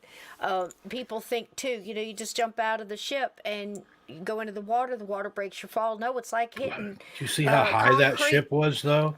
From those upper decks, it would be. It'd be like It's hitting the pavement. concrete, and you're on fire. Their shoes were on fire, Steve, as they're going across the bow of the ship. Couldn't get off.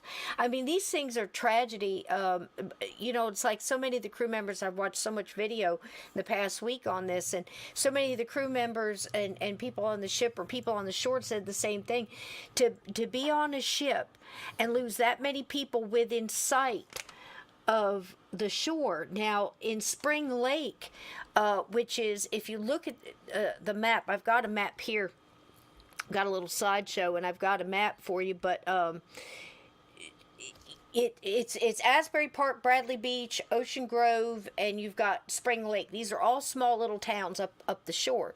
Well, they started washing bodies up into Spring Lake first, and that's, people there in their homes were pulling people out of the water, pulling bodies onto the beach, and trying to get help. So every doctor, every nurse, everybody that's ever fixed a wound was out there trying to save these people. And they washed up bodies over like 30 almost 40 miles, all the way up the shore. Bodies were coming in, and then the ship actually was being towed to New York and broke the chain.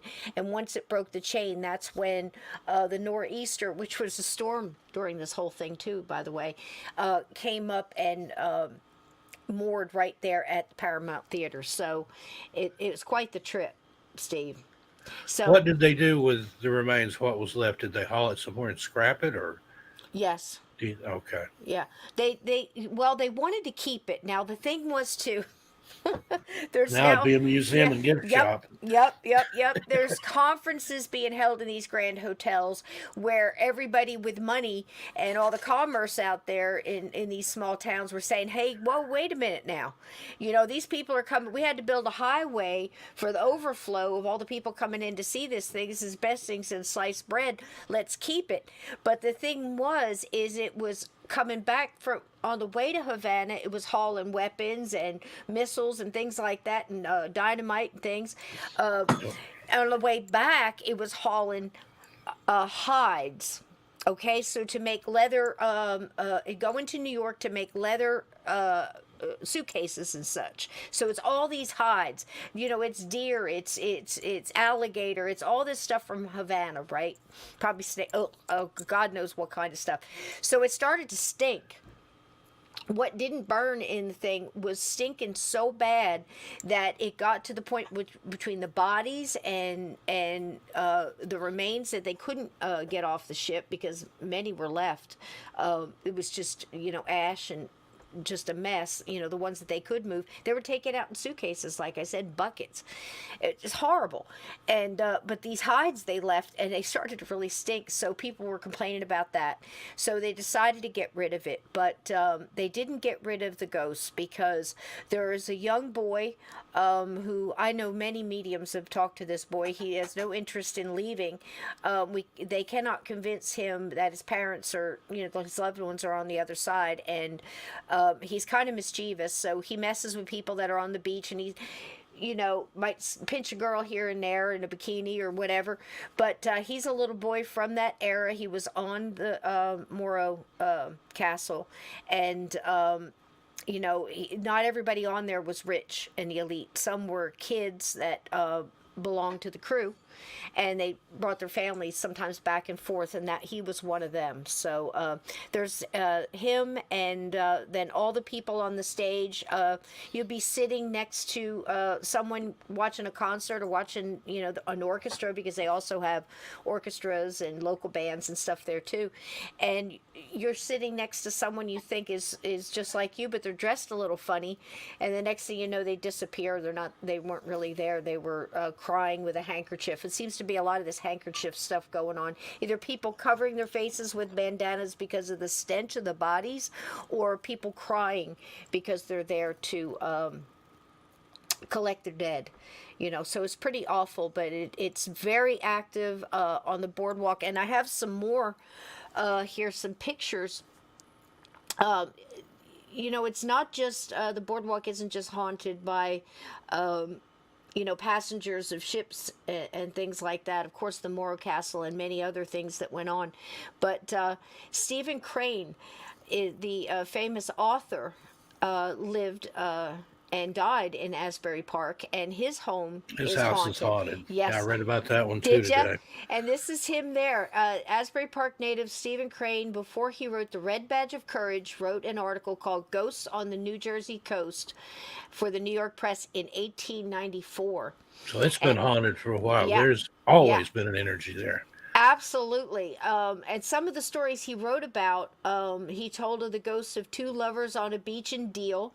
And Deal is right there on the other side of Asbury Park. And that's a story about two star-crossed lovers that still meet on the beach there. And an elderly laughing woman in Barnegat Light. And that's a little island there that has a lighthouse, Barnegat Bay there. And an angry Revolutionary War era Brit looking to kill fishermen in Long Beach Island. And there is there is a couple of Revolutionary War soldiers that are still carrying on the fight. So that's kind of cool. Now, also in Stephen Crane's house, several owners and visitors have reported ghostly apparitions, full-bodied apparitions. Again, like it must be the salt air, because a lot of these full-bodied apparitions that people are talking about on the boardwalk look just like you and I. You can't even really see through them until you really start paying attention. So it happens here in Crane's house too. Of course, doors slamming and children singing, and a one-time housekeeper there tells the story how all the scotch bottles seem to mysteriously get drained of their contents. And a rambunctious ghost here has been known to conk visitors on the head with fireplace tools. And this is the Crane house here in the picture. So there you go. This is inside in the parlor. Isn't that pretty? There's pink walls, though. I don't know. I'd get sick of those quick. But ghost children who can be heard playing or crying throughout the building. And then here is the outside of that. And that is just off the boardwalk there, right behind the Paramount where the Morro Castle went down. So that boardwalk is going. This is another famous one. It's the Gray Lady Ghost. Everybody's got a Gray Lady Ghost. I think it's just because of the misty way they appear, you know. But she stands on the breakers on the jetty, big black rocks that go out into the ocean to, you know, to kind of keep the tide and, you know, keep the erosion on the beach there. And we don't know what she's looking for, but she's out there. Many accounts of her. This one really intrigues me because it is the story of the African-American sailor who walks among the visitors of the boardwalk only to vanish in front of their eyes. Now, he has been seen on, he'll show up on the roller coaster right next to you. He'll be walking down the beach and you'll nod to him and then he'll disappear. He's dressed very much like this in the picture, so we're thinking, you know, 40-ish, you know, like and around that would be the war. frightening. Imagine being on a roller coaster, you go over a big hill and the guy next to you just goes up and you, where'd he go? And then just disappear. And he'll walk, he likes to walk among the crowds on the boardwalk, mostly on the boardwalk or on the rides, not so much He's on the beach. He's enjoying the afterlife. Yeah, and he's just as solid as you and I, and he doesn't seem to acknowledge you. Like, you know, a couple times people, you know, say, you know, that they talk to him, but most people just say that, you know, he's just walking like he's in his own world, you know. But that's pretty intriguing, too. This one is Asbury Lanes, and it's right down, it's very close to where the Stone Pony is, and the Stone Pony, all this is in the same, like, 2-block radius of each other. So this is Asbury Lanes. Now, this has got a haunted, it's a haunted bowling alley. It's been around forever. And there's this one lane, lane number 3, that sometimes the pins will come shooting at you. The ball will go all wonky.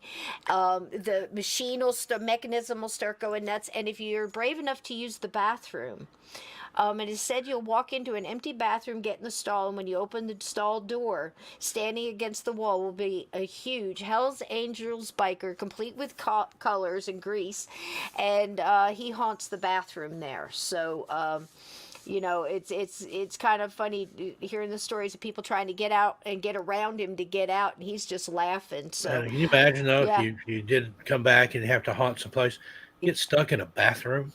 Oh my gosh, right? Yeah. You had terrible. a bathroom ghost too, though, Steve. What is it about bathrooms? Well, that guy had hung himself in the bathroom at that building that I worked in. Who's to know, this Hell's Angel might have died there in the bathroom at a bowling alley in Asbury Park, New Jersey. I mean, and then you have to smell poo for the rest of eternity. Oh my gosh, right? So not just ghosts. First thing I thought was, I don't want to be stuck in the bathroom. I know, stuck in the bathroom. And it's not the best bathroom in the world either, trust me. Imagine. Yeah, and you know, that's just a couple stories there about Asbury, but you know, all these little towns, there's so much going on, and there's so many ghost stories, so many famous ones too. But this one, you know, kind of the side door here, it's just as scary as a ghost story. To me, it's even scarier because it's about sharks. Now, I don't know if you guys have ever heard the story of the 1916 shark attacks on the Jersey Shore. But on the Jersey Shore shark attacks of 1916 were a series of shark attacks along the coast of New Jersey in the United States between July 1st and July 12th, 1916, in which 4 people were killed and 1 injured. The incidents occurred during a deadly summer heat wave. Oh, it was so hot. I mean, it was like off the charts. And a polio epidemic. So people were looking to get out of their houses. It was just right after that. So everybody just like rushed to the shore. You know, it's hot. You want to get in the cool, you know, breeze and everything and get out of the house, for Pete's sake. And in the United States, drove thousands of people to the seaside resorts on the Jersey Shore. And here is an advertisement. This was big in the tri-state area, Philadelphia, New York, and New Jersey. So all the papers picked it up. And what happened was, right here is a little picture of the Jersey Shore here. So you can see how close we are to New York, and you see Manhattan, Spring Lake, and down here at the bottom, Beach Haven. At the very below Beach Haven, you can see Atlantic City. Now, in between Atlantic City, go up the shore, and you can hit where Asbury Park is. All along that area right there, sorry guys, wait a minute, go back. All along that area right there, it's just party time. You know, because it's arcades and Ferris wheels and all kinds of great stuff. And I live right here where this thing says Spring Lake. See how close it is to Asbury? So all right in here was where the shark attacks occurred in 1916. And the first one happened, I'll tell you this part and I'll show you the picture. Between, I think I read that. Okay, but between July 1st and the 12th of 1916, 5 people were attacked along the coast of New Jersey by sharks. Only one of the victims survived. The first major attack occurred Saturday, July 1st at Beach Haven, a resort town established on Long Beach Island, off the southern coast of New Jersey. Charles Epting Van Sant, 28, of Philadelphia, was on vacation at the Ingleside Hotel with his family. Before dinner, Van Sant decided to take a quick swim in the Atlantic with a Chesapeake Bay retriever that he was playing with at the beach. So that was his dog. He took his dog out, and he's throwing the ball, and the dog goes and gets the ball and comes back and brings it in. And then he does it again. And the dog brings the ball back and comes back in again. And then he does it again, and the dog doesn't come back.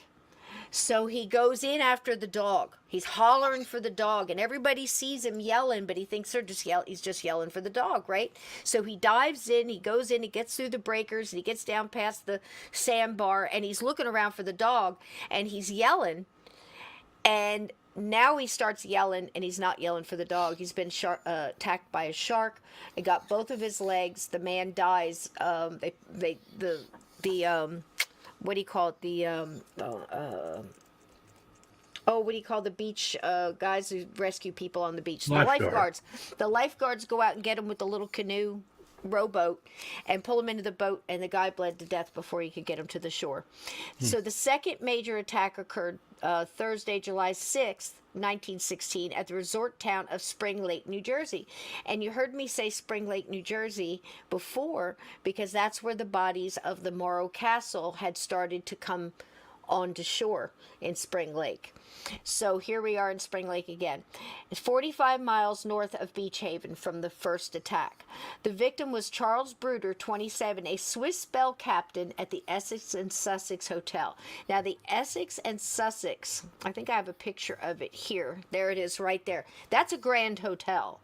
And this is absolutely within sight of the boardwalk. When you look out the front door of the Essex and Sussex, you have the parking lot, you have a little bit of a street, then you have the boardwalk, the ocean, the beach and the ocean. So it's just walking right outside. So this young man was a bell captain, and one of his jobs was to grab umbrellas and walk people in when it rained from their cars back and forth. And I read part of his diary. That morning had been very rainy, and he had just got done doing that, and he decided he was going to go out for a swim when he got off of work.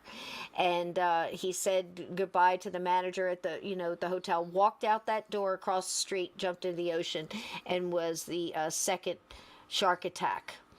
So, yep. That was him on the Essex and Sussex. I can remember my mom going out, and she actually, with that hitman she dated there, they gave her the Chanel perfume, she went dancing with him there. It was a grand place, big ballroom, lots of great bands, like, Xavier Cougar and, like kind of the Glenn Miller kind of bands and stuff like that. It's amazing. So here it is, the victims here in the cover of Philadelphia paper. The most shocking of these shark attacks was 2 boys who were killed in a small rowboat that they had in brackish water in the Manalapan River that came off, not the river, the lake that came off of the ocean. There was just a little inlet, and it was like a puddle that looked like a lake, but it's absolutely nothing. It doesn't look that deep at all. It's probably 2.5, 3 feet deep, and both of these boys were killed. And they were playing there in that water because their mother told them that sharks couldn't be in that water. And if you remember, if you ever saw Jaws, Jaws was basically loosely based on this entire attack. It was very famous, many books written about it, and it spurred many things, including the things you see now if you watch Shark Week and things like that. All of it came from this because the town went nuts. There was a bounty put on the shark. The scene in Jaws where all the boats are out there and people are taking dynamite and their wives' Sunday roast and everything to try to get this shark and get the money and get the one that killed the boys and these other young men. That all that from Jaws came from this shark attack in 1916 on the Jersey Shore. Amazing, huh? And there's that hotel again. Now, this is, again, just a close pictures here of the Paramount Theater where the Morro Castle was.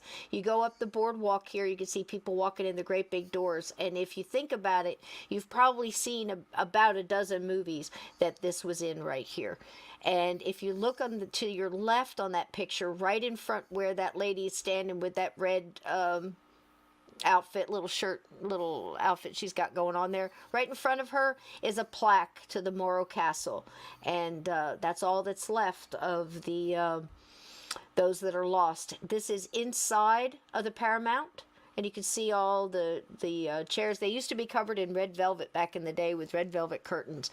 But there's the stage, and that stage was filled with the bodies of the victims of the Morro Castle. So there's another shot back in around 1905, I think it says. And that is the Pavilion and Beach in Asbury Park. The ocean echoes with the laughter and cries of those who are still called to its shores, both living and dead. But that's it's an amazing shot there. And the victims in the Morro Castle and multiple other tragedies search for their loved ones still. This is another picture depicting, you can see like a broken jetty here. It goes out much further in real life with big old black rock. But that's a lot what the gray lady looks like. And there is a picture, a close-up of the memorial to the Morro Castle, September 8th, 1934. Well, Steve, there you go, man. No, that's something else. Ain't it something? Yeah, and that's just a small fraction of the stuff that the weird and strange places that New Jersey has to offer. Yep, that's right, Blue. That was the big thing. A lot of people say it was great whites, but they fell kind of choosing between great whites and bull sharks because they will swim up. But just to play devil's advocate in defense of the shark, they don't do it to humans. They just see it as food. I mean, that'd be like if you saw a cheeseburger walk through your living room and you grabbed it and ate it. That's so true. It's I look at it the same way. Stay out of the water if there's sharks. I agree. I look at it the same way. And, I was 13. When I was around 13, I used to sit on the beach and read Jaws. the paperback book, and if you remember, the cover to the paperback was just a big shark coming after this tiny little woman on the top of the thing. Yeah. And it was so funny because I wasn't getting back in the water after I read that book. I was good. You I didn't knew need to people tell that me wouldn't twice. even go in a swimming pool after No. they saw that, or a lake. I don't know. God, no. You couldn't- Freshwater sharks. If you can't see the bottom, there could Those- be something in there that could eat you. Those boys were eating in less than 2.5 foot of water. In Yep. brackish water, you couldn't convince me nothing. My mom used to tell me, this is how bold my mother was. She would take me where I like I told you, I watched Asbury burn in the race riots that they had there. The same one that the story about Mario being on the roof with Springsteen and the bouncer and the bikers during for days eating spaghetti. You know, that whole time I'm sitting at the park.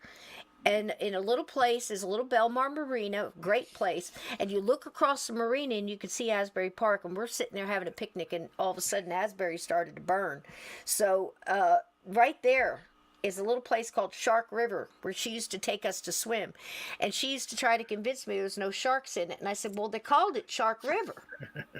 I mean, you know. That wasn't to attract the sharks in and make Right. them come there. I'm sure that was Yeah. named They had that for a reason. a shark fence underneath the water. Like that's, you know, I mean, it was bad enough for the people to get underwater and put up a fence. And you're going to tell me to go swimming in there? No, thank you, ma'am. You know, I'll pass. Hard no. How about that? Hard no. I'm not getting in the water. I'm fine right here on the blanket. Pass the peanut butter and jelly. Thank you very much. So there's a lot more in Asbury Park. I mean, there's crazy stuff there, to the haunted tunnels under Asbury. You see those grand hotels. The last story I'll tell you tonight, you see those great big wonderful hotels. Well, you think of all the elite that's in there. Well, you didn't want to see your help. When you were on the beach, you expected lunch. And I mean, it was served on silver platters, and, you know, the bigger the better. You know, we just imagine. But they didn't want to see the help walking around the streets with all these trays and foods and things like that. So they built tunnels from underneath all these grand hotels to go under the road and the boardwalk, and to come out up onto the beach so they could go in and out and bring this food and tend to their bosses and stuff, and not be seen.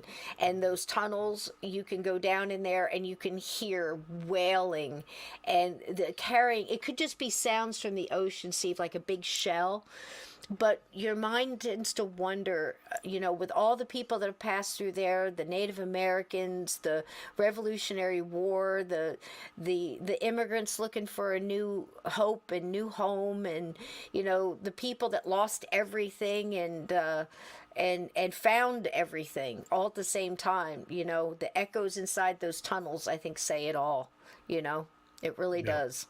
It's amazing. So I hope you enjoyed going back in time and seeing a little bit of like my hometown. And This was great. Thank you for sharing that with us, and look forward to whatever you have next weekend. Absolutely. Or next Monday, rather. Absolutely. There you go, Steve. Tell us what you're doing this week. Go over and check out Missing Persons and Mysteries. Had a new video come out today about Everglades National Park in Florida and all the crazy stuff that goes on in there. Tomorrow, and I'm not sure what time, somebody put a link in earlier. I think Sasha Bell did. I'll be on a Paranormal Roundtable with Josh Turner. Be sure and check that one out. That's going to be one heck of a show. And I got more. I think we've got videos coming out every day this week on Missing Persons and Mysteries. So go check it out over there. I'm going to go live on 13 past midnight one night this week. I meant to do it tomorrow night, and then I forgot I'm on with Josh. So if you want to see me, you have to come over to Josh's channel. It's a Paranormal Roundtable. And then Sandy's working on scripts and stuff in the background.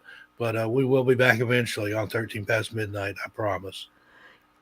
That's great, because we miss you, and I love you terrible. You know we're that. Working. I love you too, Cisco. We're working on a deadline for our book, and then I've got another book that I'm working on too. So that's great. Fun stuff. And then all these trips coming up. Like I said, I'll be in August. I'll be in first of all, July, I'm going to be at the Oregon Bigfoot Festival in Canby, Oregon at the Clackamas County Fairgrounds. I'm not presenting there, not vending. I'm just going to be there, but I'll have some merch and stuff with me to give away if you see me come up to me. That's in July. Then in August, I'll be at the Dogman Conference in Paris, Tennessee. And then maybe a couple other places between there. Going to Washington State at some point just to hang out. It's But great to then I see will you be getting at out. the yeah, Sandy is an excellent travel companion. So Isn't that great? we've got a lot of stuff planned out. In October, I'll be at the Pacific Northwest True Crime Festival in Auburn, Washington. That's at Green River College, Green River area there, Green River Killer. I can't remember the guy's name, Gary. What goes on at a true crime? You're not reenacting the crimes, are you? Is that No, dangerous? not Should that we I be know worried? of. Should we be worried? Should you bring a hatchet? There's a guy there that one of the main speakers, he's like an FBI profiler or something like that. He's going to talk. Oh, that's good. They have about a dozen different people that do true crime podcasts that are going to podcast live. Interesting stuff. I don't know what we're going to be. Sandy and I are going to talk about something together. It's either going to be missing and murdered indigenous women, unsolved murders in the Pacific Northwest, or strange disappearances in the Northwest, or a mashup of all the above. So outstanding. It'll be interesting. Outstanding. It's good to see you. Gary Ridgway, that's who I was trying to think of. The Green River Killer. He operated in that area. Yeah. It's on the campus. The convention center up there it's on the campus of Green River College, Auburn, Washington. Absolutely. And like I said, it's great to see you getting out there. I love the stickers. Logos has always been one of my things. I actually did those in high school. I got a couple of them still out there, Take graphic arts. It's awesome graphic arts. I took drafting in vocational school. Of course, that's a dead art now. Everything's done CAD and CAM. It's all done by computers. It's amazing how much stuff has changed, Steve. I mean, we were doing stuff. Just, I remember doing silk screening 40 years ago now, but we did it with an X-Acto knife in the gel, cutting out all little pieces. And I picked a cover. We had to do an album cover, and I picked Loggins and Messina. Oh gosh, what is Full Sail? And it was a drawing, and I had to cut out all of Kitty Loggins' hair. I'll never forget. It took me weeks. We made one T-shirt, and that was it. I was done. Well, that's the way they used to do. Like for I didn't take graphic arts, but I had friends that did. And when drafting took a break, I would go over to the graphic arts and watch those guys because they were always doing something interesting. They would do the paste ups for the newspaper ads. Oh yeah. Where you had to cut out every little block, every little picture. You had it lined in blue because the blue was non-reproducible to the camera. They'd have it laid out and take a photo stat of that, and then that's what went in the newspaper. Amazing stuff. Loggins and Messina, honey, red wine and a joint, and on stage, man, and just lay on the floor on a pillow, put the speakers on either side. Oh man, these kids don't know what they're missing, do they, honey? Nope, not at all. And Blue, you missed it. I think you were gone when I said I absolutely understand what you mean by the Scorpions still loving you. That's one of mine too, honey. I'm telling you what, that and Gary Moore. Whew, some music. I'll tell you what, that was about tonight too with the Paramount. There wasn't a time I sat there listening to a concert when I didn't think of all the dead that must be sitting in there listening with us. So Asbury is an amazing place, and there's lots more stories. And next time I'll tell you the one that I'll tell you now real quick. There's a guy that's right up the block. It's a restaurant now. It doesn't last long. It's usually 6 months and they're gone. Changes hands. 6 months, and that's about the expectation of a new business in this building because it's extremely haunted. A horrible, horrible being haunts that place. It's ancient. I know many mediums have been on there. One of the mediums that's been in there is Amy from Dead Files. And on that episode, she does an episode about this restaurant, Asbury Park, where the man actually owned a antique shop, hired a man that was homeless and down on his luck.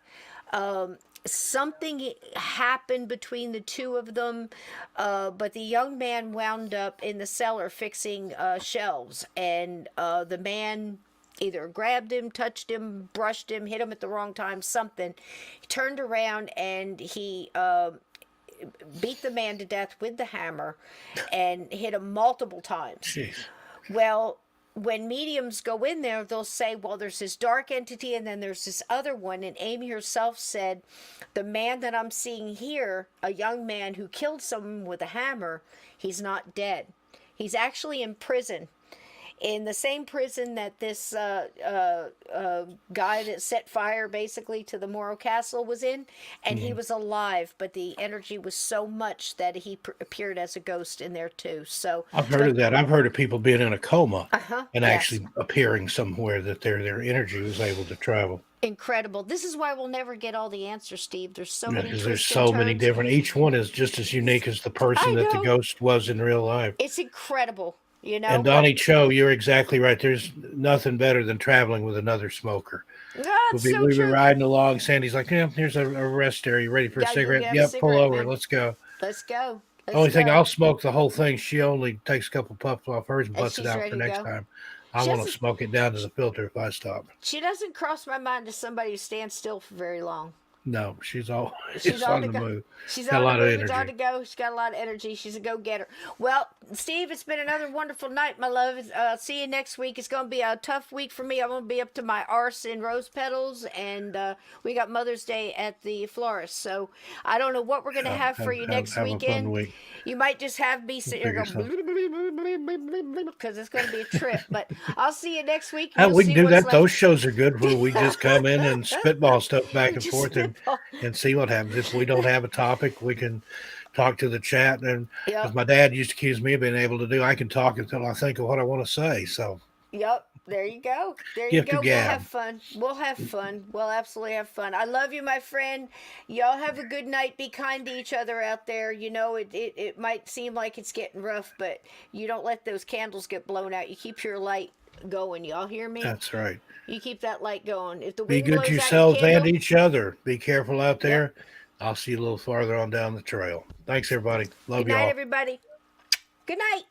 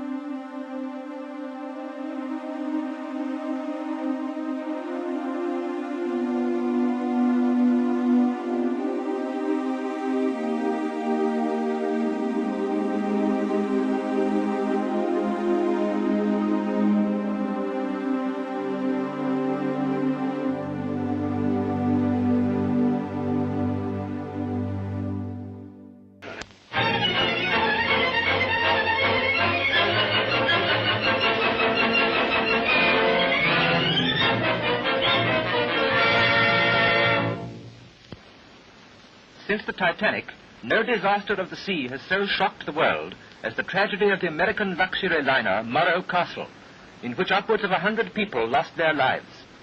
On the homeward journey from Havana, only 5 hours steaming from New York, a mysterious fire broke out and gradually enveloped the whole ship. The origin of the outbreak is variously attributed to carelessness of the passengers, to an electrical storm, and to deliberate incendiarism, and the mystery is heightened by the coincidence of the death of the captain 6 hours before the alarm. These aerial pictures show the vessel in the grip of the flames, and looking down on the liner, imagination can visualize the ghastly scene on board, where the spectre of death is imminent. Actual pictures of the rescue efforts were filmed by an amateur who was a passenger on the Monarch of Bermuda, and of the first ships to reach the burning Morro Castle. Here is the tense moment as the first lifeboats reached the side of the rescue steamer. The fire was at its worst as the maker of these pictures leant over the rail with his small hand camera to record the appalling scene.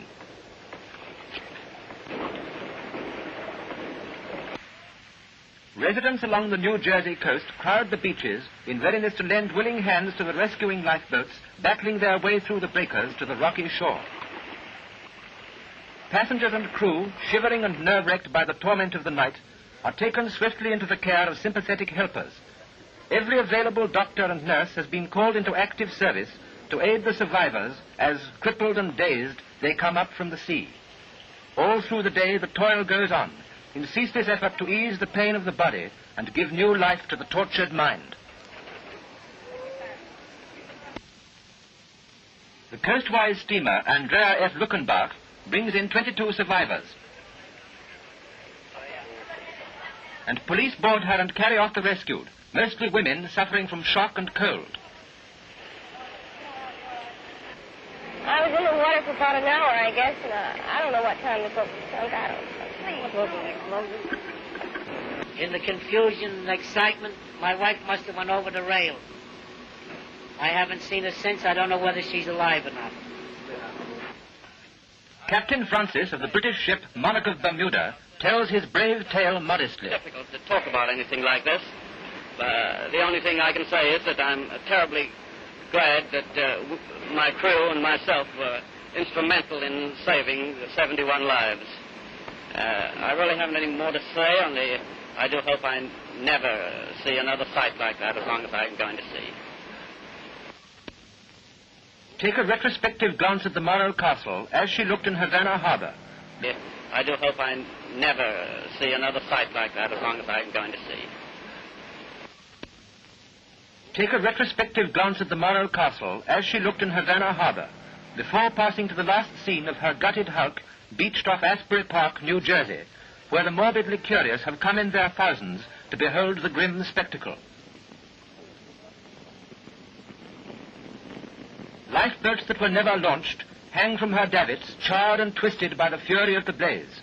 Nothing is left but the skeleton of the once luxurious liner. Here you get an idea of the inferno still raging in the hold of the vessel. Note how the waves, breaking on the hot plates of the ship, send up a cloud of steam at every contact.